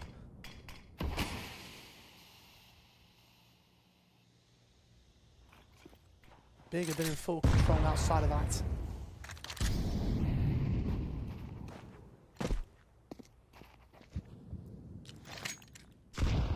Still got an MP9 and M4 to play with. MP9 caught off quickly in that ladder room. Andy reads it. BC Game set themselves up towards this B bomb site split. Bomb's making its way in. Freezer got a 5-7 only to defend. Side of the smoke, he'll try and hide, but wary of the apartment's individual, wary of the bomb plant position that he currently sits on, forces through the smoke and does get taken out quickly. Grix is good to return. JDC return upon. Grix could transition back to the backstab to double up. But still a 3-on-2 for BC Game right here. This is an impossible retake. No one's overpeaking here for the T side. No one's come in from short. You're both in from market. And well, they try and see if they can pause out towards short. You now just start looking for exit frags. A BC Game make it a 2-1 game, and you expect to get the 3rd round. There won't be much investment off of the back of the safety in players.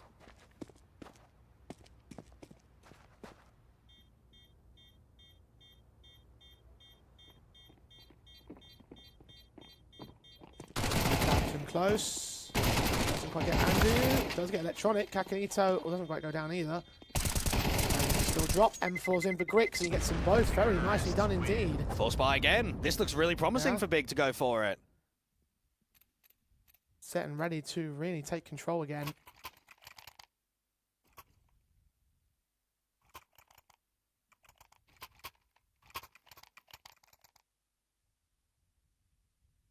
Money will be in ruin for BC.Game, so chance to reset. And claim a lead back of your own. Return to favoritism. The AK saved by Grix, JDC, and M4. Pass up to him, SMGs 2 more. Now reveal their threat early into that mid position, but the majority of T-side forces stacked into the apartments. Might be a fast B play right here. Only Freeze to resist it with a 5-7. Needs Grix to get back here quick. They're making their move now here, BC.Game. Flashbang over smokes in the way. Grix catches electronic, protecting the close quarters player of the CT side. Reposition it also. Try and back him up at close. Flashbang keeping players blinded. Nexus has been seen. Adjusted towards by the M4. That comes in good for JDC. They lose Grix and JDC does go down, but Freeze is still close quarters inside of that smoke, just outside of it now. Kakanito low. Simple. Concerning. SMG now trying to strike back. Should have seen where Simple's coming from. The 5-7 will maintain. The bomb has been dropped. The backstab closing in ever slowly as well for Tabson. Finally, Freeze has been caught. We're in a 2 versus 2. But now that MP9, chance to strike, being watched by the player over at Van. Kakanito catches him looking the wrong way. It's going to all come undone at the last second. Process charging up now. Simple's close. Kakanito's concerning. Simple goes down. Last man standing. 100 HP versus just 23. And Kakanito isn't revealed. Process playing Ring of Roses with him. T-side player just ducked out of the way. Back around the corner, doesn't see him yet. Process wins the fight and should just have enough time for this defuse. Big answer back to BC.Game. And there's that little bit of X factor coming forward from not only Grix, but also JDC. What we were seeing out there on Overpass, impact players putting up kills, rotations was really on point. And there's a lot of time stalling. I mean, Simple knows that Freeze is somewhere on the bomb side. This is a great position to get it into the 2v1. And we were praising BC.Game yesterday with some of their clutches. Simple doesn't even get a single shot off. So it means that Process is on 100 HP going into that 1v1. Now, another thing that should also be brought forward, we've casted a lot of Big over the years, and Tabson's one of those callers, very cautious with the buy states. I don't think he would have force bought there, but with Freeze as the in-game leader, it changes the dynamic on how they view certain situations. Then recognising the fact that Big are playing with confidence in this series, and now the chance taken, the risk may not have paid off for them, admittedly, but it has done in this context. So look at the buy states now. BC.Game, no loss bonus, bomb plant bonus in the sitting, and we're getting the 2 AKs out. But outside of that, you're looking at very little and almost nothing. In fact, tiny amount of utility available. 1 smoke, 1 HE, 3 flashbangs. All for the final execution of the round. It's just not quite good enough for them. They're relying on Electronic and Simple to go massive with these AKs.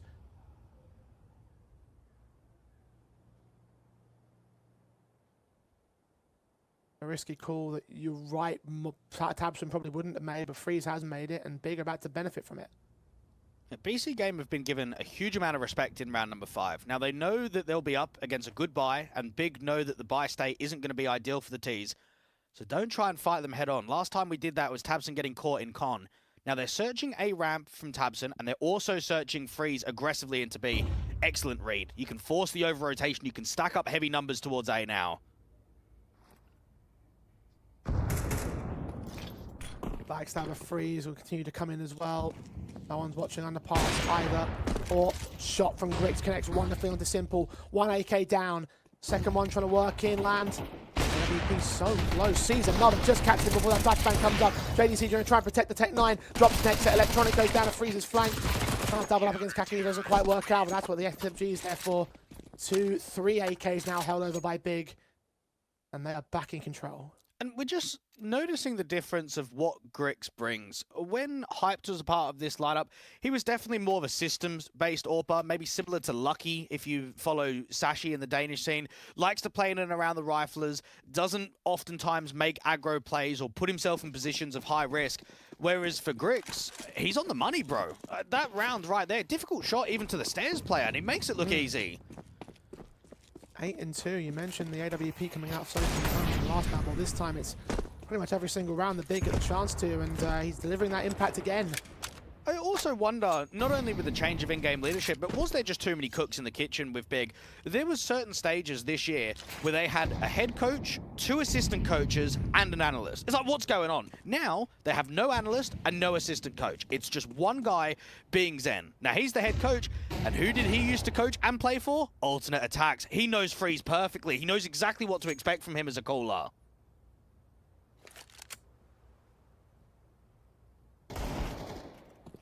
Sometimes you trim the fat and the sprint can take up, and Big, an uptick in form, an uptick in performance, and it's demonstrated here against BC.Game so well so far. Looking for a 4-2 now because the buy state isn't conducive to a buy up for BC.Game. Maybe a bomb plant if you can sneak it in. You've lost Simple already, and now you've lost Kakanito close to where that bomb's position was. Tabs and isolating Electronics, so all that A presence dealt with, the mid fight, all that you can deal with. Seeing the bomb carrier, taking him down. Last man, doesn't get away. Grix protects his teammate, all 5 alive. It's a 4-2 start for Big in the first quarter of the game. They're in control, BC.Game, to buy back and try and take that control away. And you start pondering the notion, maybe similar signs to Zero Tenacity. If Namana's not fragging, is the team winning? And that's the same with Simple on BC.Game. If he's having an average showing, does the team have the legs and the capabilities to push on in best of 3 series? Now, Simple went, what, 9-13 on map number 1? He's now 2-6 out here on Mirage. And yeah, there hasn't been many gun rounds, but he also had a hero rifle in the last and wasn't able to do anything with it.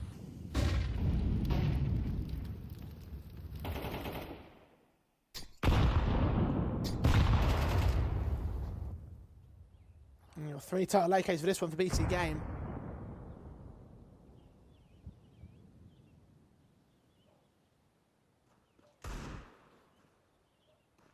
Bomb left back has spawned, 3 players grouping up around the A entryways. Tabson just sits and waits at sandwich for someone to make a move. Big in general are waiting for someone to act out from BC.Game. And you've got some potential movements.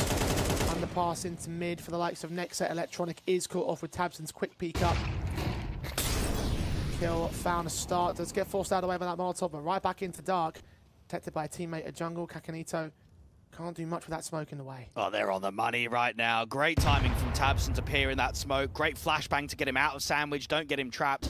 JDC's holding con. Flash around the corner looks good, but Anixa does still get the kill. Not fully affected by that flashbang. Grix' orb, however, is fired up. 11 picks deep right now. On for another one right there towards Paladin. The man makes his way out. Tabson deals with Nexa.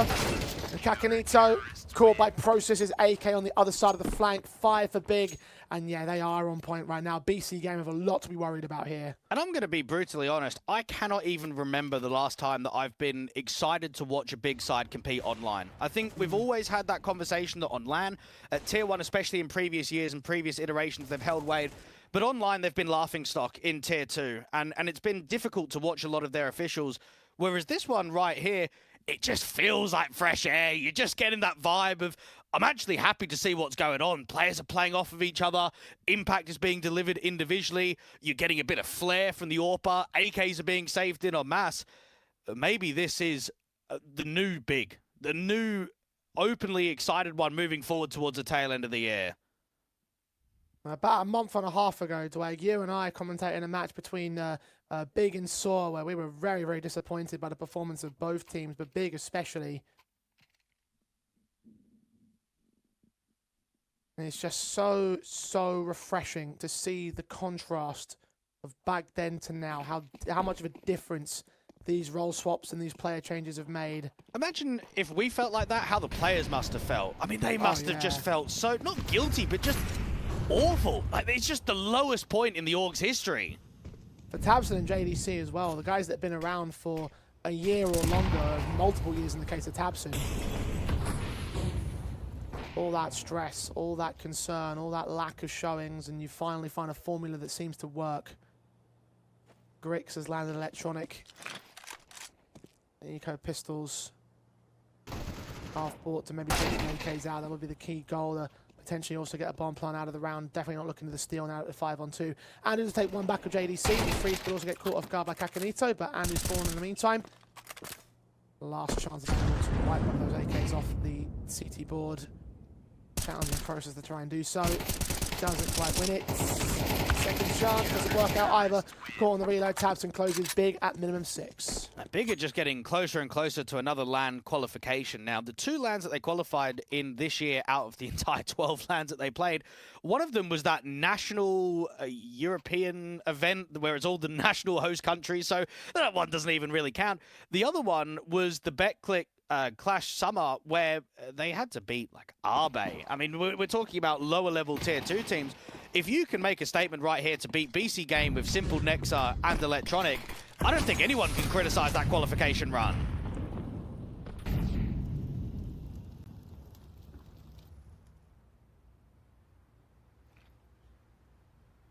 Not even the most staunch of critics.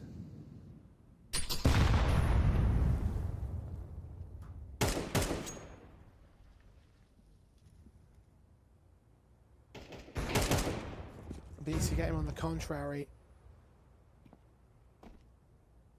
set high expectations for this team in this qualifier, and right now they are not succeeding to any of those. Kakanito dead to the HE that Grix put up. Orpa is low, so is next attack to half HP, so the man advantage favours Big. Now, I believe that Kakanito had a HE, and they had legged the Orpa out there towards ladder. They just needed a HE into ladder to deal with him, and they weren't able to do it. Process and JDC. 2 more picks to add to the tally. Simple and Andy picked up. Next Electronic. Do work well close quarters, but JDC so fast in the trade for the rifler. 2K to his name, trying to go blow for blow beyond the wall.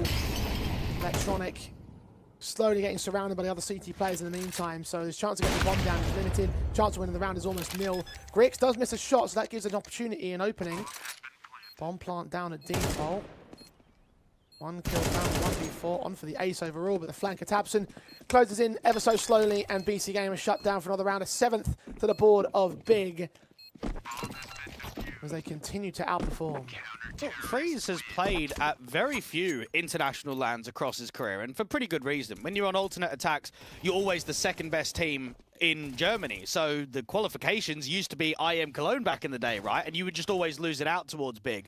Now, there was one Cologne last year that they got the chance to play at only because Big went through from a VRS invite. Otherwise, the only LANs that Freeze has played have basically been Meisterschaft, which used to be quite heavy back in the day, and then just the odd German LAN that would pop up. Other than that, he's not really been overseas to LAN tournaments. So for a new in-game leader that's recently been coaching, he's now, what, 6 rounds away from going to India? And he's only just joined, bro! He's just come here to Big!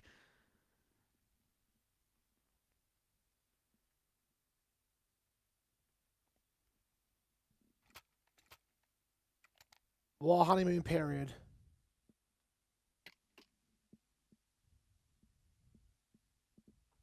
Chennai Esports Global Championship qualifying spot up for grabs.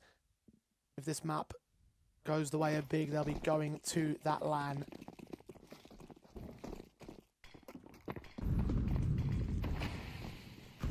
BC.Game. We've got to find an answer somewhat soon. Need to get over the tilt factor, get over whatever it is that's holding them back right now.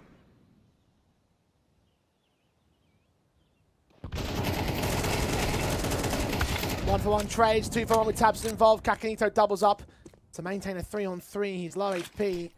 ADC will try and follow up with that incendiary set. Molotovs try and counteract for the CT side. JDC just about finds the one corner where he can't burn. Freeze now on the scene. Process right behind JDC as well. T-side players being pressed upon. Freeze finds his kill. Electronic goes down, swing out to the next player over at Tetris. Double up for Freeze. Process gets his lick of the pie. And Big just continue to post up these rounds. CT side wonderfully set. BC.Game, they just look so lost right now. They just don't know what to do. They don't know how to handle this. I don't think there's much time left for them. They are getting fried. They are getting absolutely pumped right now. We're not even seeing that many post plants in for the T side. Numbers are low. Impact is just naught. And Big, they're just all over them in this best of 3. It's not even close.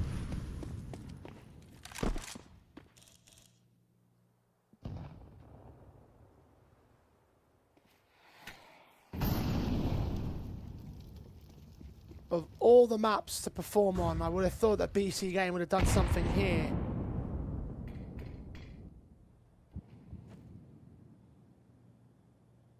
Big looking renewed, refreshed, and hungry. BC.Game are going to need a massive comeback right here.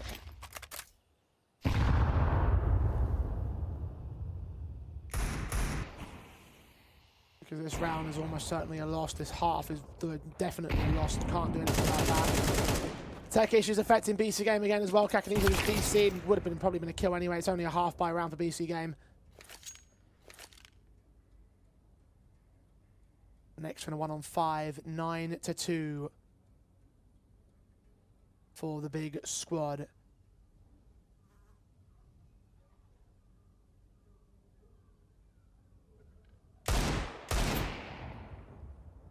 Next, they're looking for any damage that you can. Can't get a bomb plant bonus, needs to go down at the very least. With the bomb also being known, the CTs can understand that. They might even try for an after-time casualty. Nexa gets him, JDC to fall. But Freeze will take him down after the fact. One more round and a half. And you do wonder if BC.Game, let's just say, are being checked out in a lot of these series. They're just very emotional. They're just tilting. How do they expect to get to Tier 1? I mean, the only way that you get to Tier 1 in the Tier 2 landscape is via VRS. You're not getting invited to Tier 1 tournaments. The closed qualifiers for so many of them are 32 teams with one spot on the line. The only way to do it is to be consistent in Tier 2 and to be going to these smaller local lands and being able to put good results up. If they can't even qualify to Skyesports, this is going to be a difficult end of the year for them. We talked about that, how very soon when the player break comes about, there may be some more roster changes about BC.Game.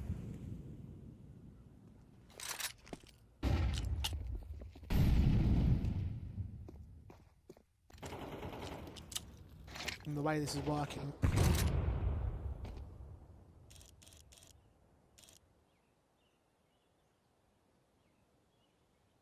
Sounds like that might be a future reality. Big playing with all the confidence, tabs and extending. Kakanito, he's watching for a backstab from mid. He's nice pulled out. He's dead. Zero expectation towards that push forward of Big. Down to 4 players of BC.Game. Looking at the A-bomb site where Grix holds. Shot connects Andu. Down and out. Now Tabson joins him to smoke off the ramp entrance, but focus down a connector. JDC is also on the scene, back to turn towards him. Going 1-for-1, kills up for the double. It's a 10-2 half for Big. Overwhelmingly confident. 8 to the good. Another stellar map up inbound for what should be a quick 2-0 if they can help it after the break.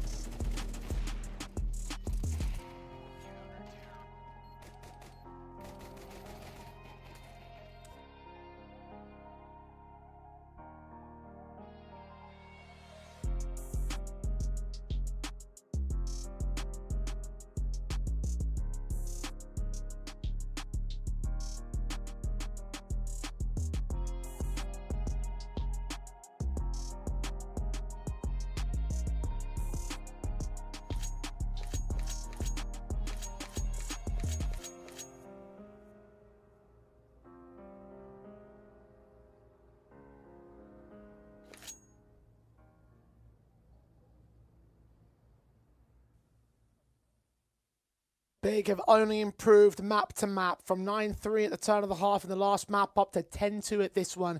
Into the T side, there's such a tiny amount of buffer room for BC.Game to make up the difference. They've not performed. They've been outclassed in almost every facet. Simple's bottom fragging, and there may be no hope left for them. They need a monstrous comeback, a Dust 2-like comeback if they want to stay alive in the qualifier. You might be able to do it against the Tier 3 teams, but you're certainly not going to be able to do it against veteran teams like Big. They have come into today and given us a world-class performance. They've given BC.Game absolutely nothing but extreme threat. Electronic, aggressive into A.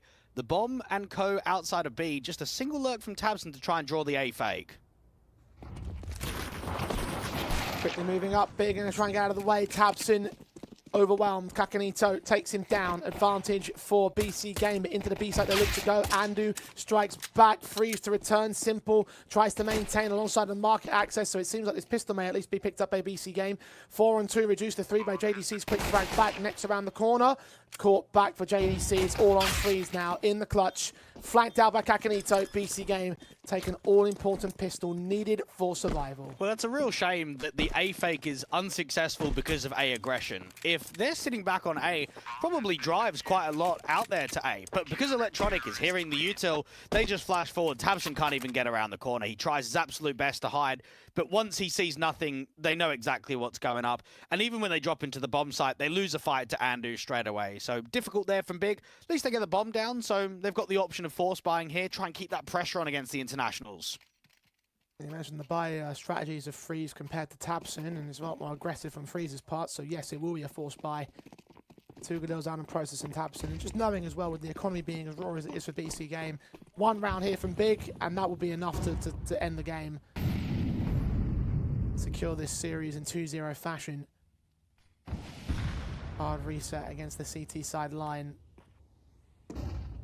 And see how they approach this there. T-side default is spread out, but mostly engaged upon towards this apartments angle. 1 man underpassing JDC. Simple. Gonna try and receive him, but not quite finding an angle yet. Now, out to top con, they're limited with the vision, and the short players are trying to activate. Unfortunately, one of them's already been caught, and the 2 B players are now starting to converge on themselves. Right from Simple, gets Tabson next. Grix and Process trade it to a 3-on-3 again. And the recovery of the man disadvantage. Andu trying to maintain possession, but BC.Game challenging from short. Eventually get their bomb down. JDC now 1v2 being flanked out from the apartments. There's a rifle. Just seen it. Spotted now, Galil in hand. Player at short accessing, but Kakanito's backstab closes in ever slowly. JDC didn't know it was coming. BC.Game will maintain control of the fourth. Good effort again there from Big to try and recover a 3v5. It's a shame that the rotation in from Con is so quick. Once they deal with that first short player, they think that that is an area of clearance where they can get the bomb down for free, but Electronic just comes in and denies. And for BC.Game, the way to initiate a strong comeback and to try and draw this into a 3rd map is that you've got to be disallowing as many bomb plants as possible, right? The less bomb plants the Big have, the less buys they're going to have in these round streak.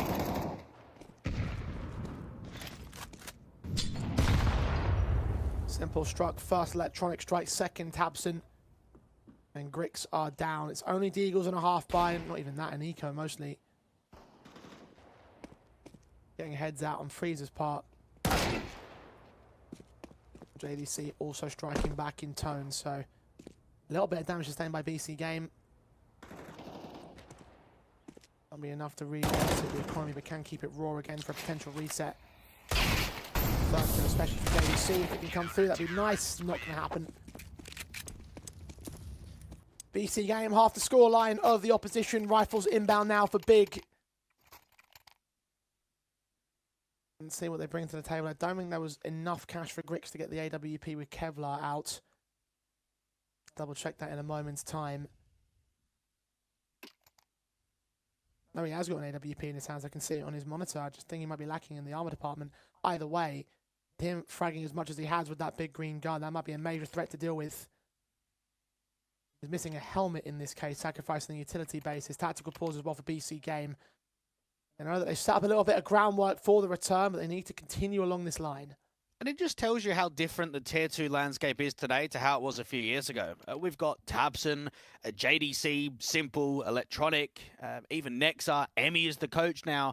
In the current landscape, Tier 1 is not as free as it used to be. There's a lot more competition, a lot stronger teams. It's getting younger in the professional scene. And this is what the Tier 1 players, or ex-Tier 1 players, now need to experience. Grinding in the online atmosphere, playing frequently on HLTV, rising up the ranks once again, and not just getting the free pass from the partner systems.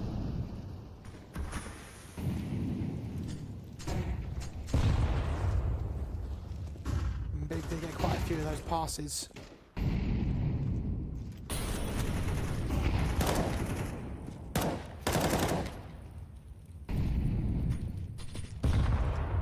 So their weapons. Much more difficult affair. Simple hesitates with the shot back to the palm, missing a kill to open up. And who can take Tabson down. No Brick steals Electronic as AWP, and Freeze can follow it back as well towards the bomb side. Simple, another miss. Needs to hit one of these shots here. They're down a man now. BC.Game bomb plant will be secured. And they've got a flank to come in from Grix that can just hold the back line, hold out there towards underpass. He's actually missed that timing against Kakanito though. Kakanito knows exactly what to come, but Freeze still deals with Nexa. Kakanito can strike back on Grix. Now they know the apartments are compromised. Heads turned away when they stir the player up. Simple doesn't hit a shot again. He can't hit anything in this round. And the struggle of BC.Game will continue as they start to back away, save their weapons. Big have found their 11th. And these two guns will be all important to BC.Game's future. Buy state, single stage loss bonus. Electronic will have some concerns. Nexa and Kakanito. Well, Nexa can drop, Kakanito can Nexa can buy, Kakanito can drop. Red alert for BC.Game. Big have gained 1 out of 3 they need in this half. And I mentioned at the start of this best of 3 that Grix had a really good showing yesterday. He dropped a 1.46 rating against the AM Gaming side. And look what he's done in this series. He's gone 14-6 on map number 1. He's now farming on map number 2. You've got Simple that's single digits on map 1. He's just missing absolutely everything. Heavy whiffs on map 2. And Grix is 20-8. It's been an outclassing showing for the opposition AWPer. Never ever thought I'd see the day where Grix would be outperforming Simple. But here we are. Already found the opening pick. Electronic trying to extend out towards ramp. Tabson's going to punish that. Simple trying to get up on top of the stairs, but didn't see anybody there with his quick peek up. Knows that they backed away. A 5-on-3 established. Big do miss the mid-window smoke. Unfortunately, there's plenty more cover elsewhere here for the T-side line. The top of ramp smoke in particular. Grix recognizing that he's exposed there at the window, so he'll fall back, as will JDC. Start to formulate a hit. 2 players still lurking out towards the B bomb side. They're going to gamble stack in from BC.Game, so Bigger picked the right moment to strike. Yeah, BC.Game would love to hold on to the saved weapons on the gamble. Now I'm looking at the late lurk in the apartments of Process. I'm thinking about the underpass player of JDC. When this bomb goes down to A, Big should hunt. They should have intent of dropping these last few CTs. And if they do, BC.Game will have nothing to work with in the match point round. And they're walking their way in to see nobody of the CT line, knowing that it must be a gamble stack from here. The information indicate as such. Lurker Process will try to get active on that hunt, starting to move into the apartments as Nexa goes deeper in them. Now they'll know that they'll be up for the hunt right here. Bomb plant secured. And Big start to spread. Now you've already got Tabson clearing out spawn. You've got Process that's getting closer towards the edge of the apartments, but he won't come in until JDC returns. Now they should get Kakanito and Nexa. Simple might just live. Kakanito with 2 in his hands. Process and JDC combine to get down Nexa. M4 Kakanito's fight does go well. Needs to protect himself even more. There's more players in. Down AWP shot from Simple. Will connect, look back towards short, lose another man. They lose Kakanito in the meantime. Can Grix get there? Don't think he'll have an open access angle over on short. He'll protect his AWP. Simple will do the same. They can't get everybody, but they will leave several players in a very bad position. 12 on the board of Big to the 5 that BC.Game have. Its map, match, and qualification point for the German team. Well, I know that Simple's going out to this LAN anyway, just to represent BC.Game. He certainly won't be there playing with them, though, will he? This is Big's match written all over them. What a showing on map 1 and consistently put up an even better one on map 2. Indeed. They got opening picks. They got 5v3 by the 1:40 marker in the last round. So let's just see how early again they start working these opening casualties.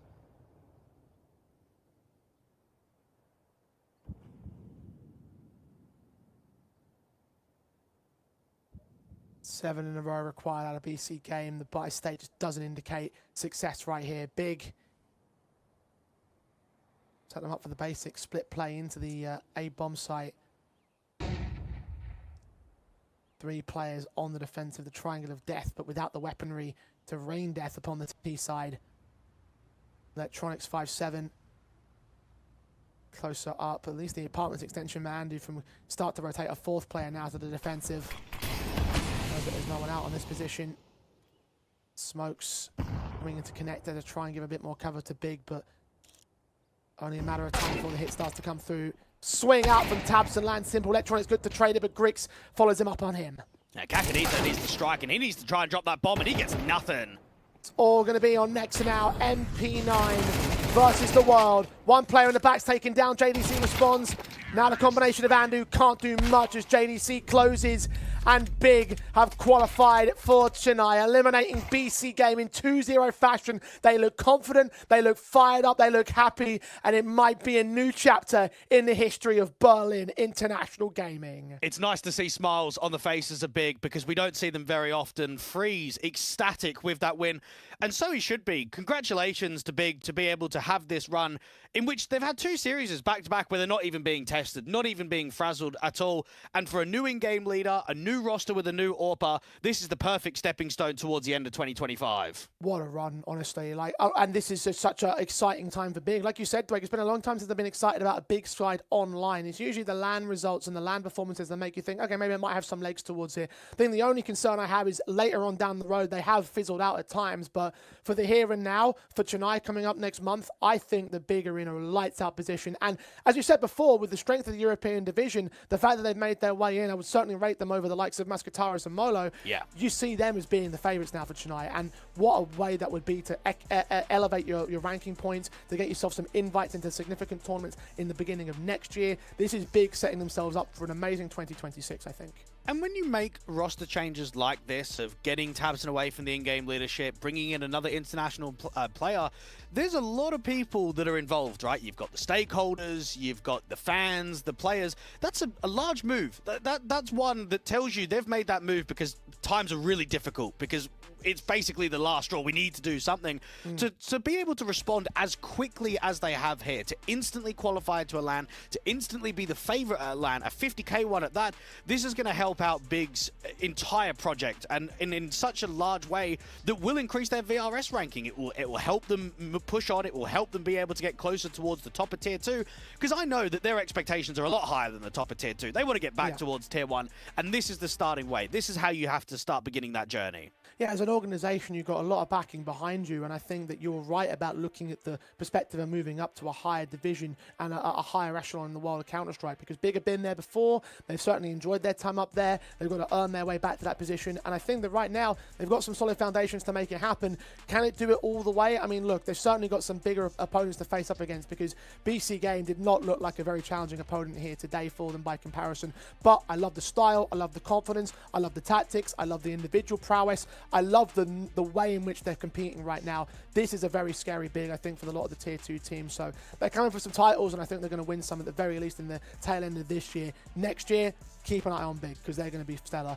For the BC.Game side, though, disappointing exit. We set the expectations for them to be in this position, to qualify for the event, and to actually go out and straight up win it at times. Maybe the only team that could have contested them was Foot, but now neither of those two squads are going to be at LAN. And for BC.Game, it's just another disappointing exit. Now, they've won a single title in the last 3 months, and that's qualified them to one of those European finals that they've got in ECL. But realistically, they didn't have to beat the best of teams. I mean, even in the grand final there, they took on Alliance. I mean, come on, they're not even a top-end tier 2 team. European Pro League Series 2, out in the quarterfinals to Ruby. Series 3, the one that you casted at ECL, out to Partizan. Yeah, there's an asterisk, they played with Emmy, whatever. They're not even taking a map against Partizan. You then go into the Exort Proving Grounds, not even taking a map versus BetBoom in the grand final. Wouldn't even consider them a title contender in tier 2. They're a top-end Tier 2 team, but certainly not a title contender. Out in the round of 16 of Exort Proving Grounds against Eternal Fire. We then have an awful showing from BC.Game yesterday against Nova Q, one that they really should have gone out. I mean, there's no way anyone is expecting a 2-11 comeback on the third map of Dust 2. And then we see this here today. This is not positive. This is not a good sign for BC.Game. And you can make the excuses you want about Electronic only recently being added to the roster, and there might be some teething issues with forming up around him and chemistry and whatever between him and the rest of the players outside of Simple. And I think that as a debut, again, it's similar to what you said yesterday. Good individually, not so great from the team perspective. And so there needs to be some massive improvements from BC.Game across the board here, because when they looked checked out, they looked completely done in this series. They should have lost yesterday, like you said, 11-2 down in that Dust 2 map up against Nova Q. But here in this one, coming back against Big, not going to be quite as easy, and it turned out to be impossible at the end of the day.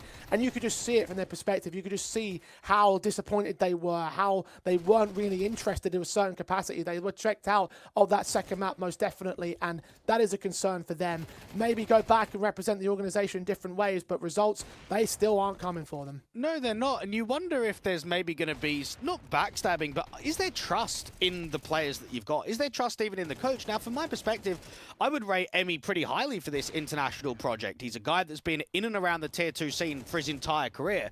Problem is now, you've got Tier 1 players. Does Emmy know how to utilize Tier 1 players? Does Nexa even know how to do it? I mean, his stints on Bleed weren't all that successful. You now come over here, the results aren't banging straight away. When expectations are high, there's a lot of pressure on the line. And when you see performances like this, you think, geez, there's a lot being wasted. There's so much money being pushed into this project. Oh, I'd certainly question Nexa's ability to lead Tier 1 players a little bit less because of his stint on G2 and that extended 3-year time that he had there within that organization. For Emmy, most certainly, though, because you're right, he's never been at that level. He's always been a Tier 2 player, part of that, Serbian, Croatian, Southeast Europe, Balkan region divisions, and that really is a staunch difference compared to what you're competing with right now. Again, you've got two former major champions on your side. You've got Nexa there, who led G2 at a Tier 1 level for 2.5 years. You've got a very different level to progress, to try and coach up to make progress in that. Might require a much more experienced hand at that kind of a level. But look, for BC.Game, there's many questions to answer. For Big, there's many celebrations to be had, particularly for Grix here, MVP of the map of Mirage. And I'd say well-deserved. He was on fire with the AWP. He looks really good. There's not been that many AWPers coming out of Belarus. We've always had some decent riflers. I think a lot of people will look at Lollipop 21K back in the day. They'll look at the current Omega roster now with Lear as the in-game leader. But AWPers has always been a question mark. And this is a guy that's definitely made his name known in the CIS scene. He's had some international stints now on Heroic. He's now out here on Big. And he just looks very capable. He was very consistent with the AWP today. He's got a bit of flair around him. He was bringing so many AWP kills in gun rounds in that first half. And it's an exciting prospect moving forward for the Big organization. Indeed it is, and you'll notice as well that it's not just him performing. JDC at his moments, Tabson obviously unleashed now that he's a primary rifler. Like, it just feels like that this is a team of a set of players that can do great things as individuals at times, and they've done great things here against the BC.Game side. So I can wax lyrical about their performances and their praise all day because it's so refreshing. You said it earlier, refreshing for them, refreshing for us, because we've been commentating Big for a long time and they haven't always been incredible. This is a much more incredible side, and I want to see them make it consistent now. Again, that's the next big step for Big. They'll be going to Chennai. I imagine they'll be winning it. I imagine they'll be winning the grand finals tomorrow as well in the qualifier position. There's just so much to love about this team at the moment. Yeah, there is. They also need to, I would say, humble themselves slightly, even when small successes come. This is going to be a long grind back towards the top end of Tier 2 and getting closer towards that Tier 1 atmosphere. It's been a very difficult 2025. I can imagine at times almost everyone on the lineup probably thought they could be replaced, right, with how awful the results are really going. Anyone is on the chopping block. Right now, you need to temper expectations, but you also need to use this as finally a celebration. This is probably the first time in a very long time where they can get excited about an upcoming LAN event. Now, of course, be playing in tomorrow's seeding match as well to become the overall champion of the qualifier itself. The other match between Mascatares and Forever August or Molo is currently in overtime on map number 2. Mascatares lead on the map scoreline, so still down to the wire to see who's going to be joining Big in Chennai as well. It'd be great to see Sixer kind of back in that LAN atmosphere, because we know that this was the core that was a part of the FUT organization. And I know that Sixer was participating in the Middle East for a little bit, right? So he was playing with those Asian teams when he was involved a little while ago with the Onyx Ravens. But, I mean, Sixer, he was a guy that I think was a top 10 player in 1.6. I think 2010, 2009, he was given HLTV top 10. So he's still going in 2025. It'd be great to see him and Jax on the international stage. Yeah, I'm not too familiar with my 1.6 history, but that does sound around about right there. I mean, look, they're a bunch of veterans. They've been around the scene for a long time, and they've got the experience game over Molo. All they have to do is just capitalize upon that and get that victory over the finish line in that second map. Right now, it's down to 14-13 as what I'm reading there on that nuke. So head over to the French streamers, because the community currently taking over that secondary series, and we'll get to see who faces off against Big tomorrow, who will join them in Chennai, who likely will take that second place position as well. Lots to think about over the course of things, but for today on the mainstream, we are done. We'll be back tomorrow to cover that grand final in the qualifiers, so make sure you join us. Same time, same place. For now, we bid you adieu. We'll see you tomorrow.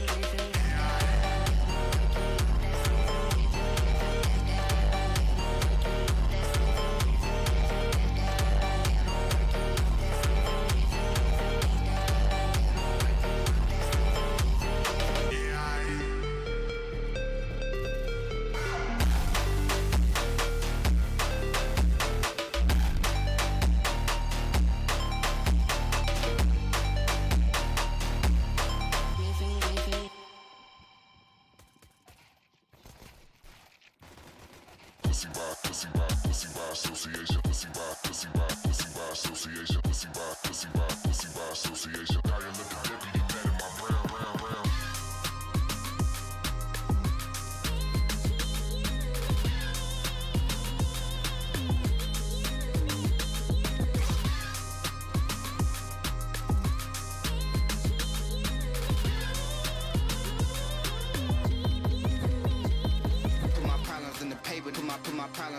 Now you look at deputy, mad in my brown. Put my problems in the paper, put my problems paper, dial up the deputy, mad at my brown. Problems in the paper, put my problems paper, dial up the deputy, mad at my brown. Problems in the paper, put my problems paper, dial up the deputy, mad at my brown. Problems in the paper, put my problems paper, dial up the deputy, mad at my brown. Problems in the paper, put my problems paper, dial up the deputy, mad at my brown. Problems in the paper, put my problems paper, dial up the deputy, mad at my brown. Problems in the paper, put my problems paper, dial up the deputy, mad at my brown. Problems in the paper, put my problems paper, dial up the deputy, mad at my brown. Listen here, buddy. Pussy by association, pussy by association, pussy by association, pussy by association. Now you look at deputy, mad at my brown. Pussy by association, pussy by association, pussy by association. Now you look at deputy, mad at my brown.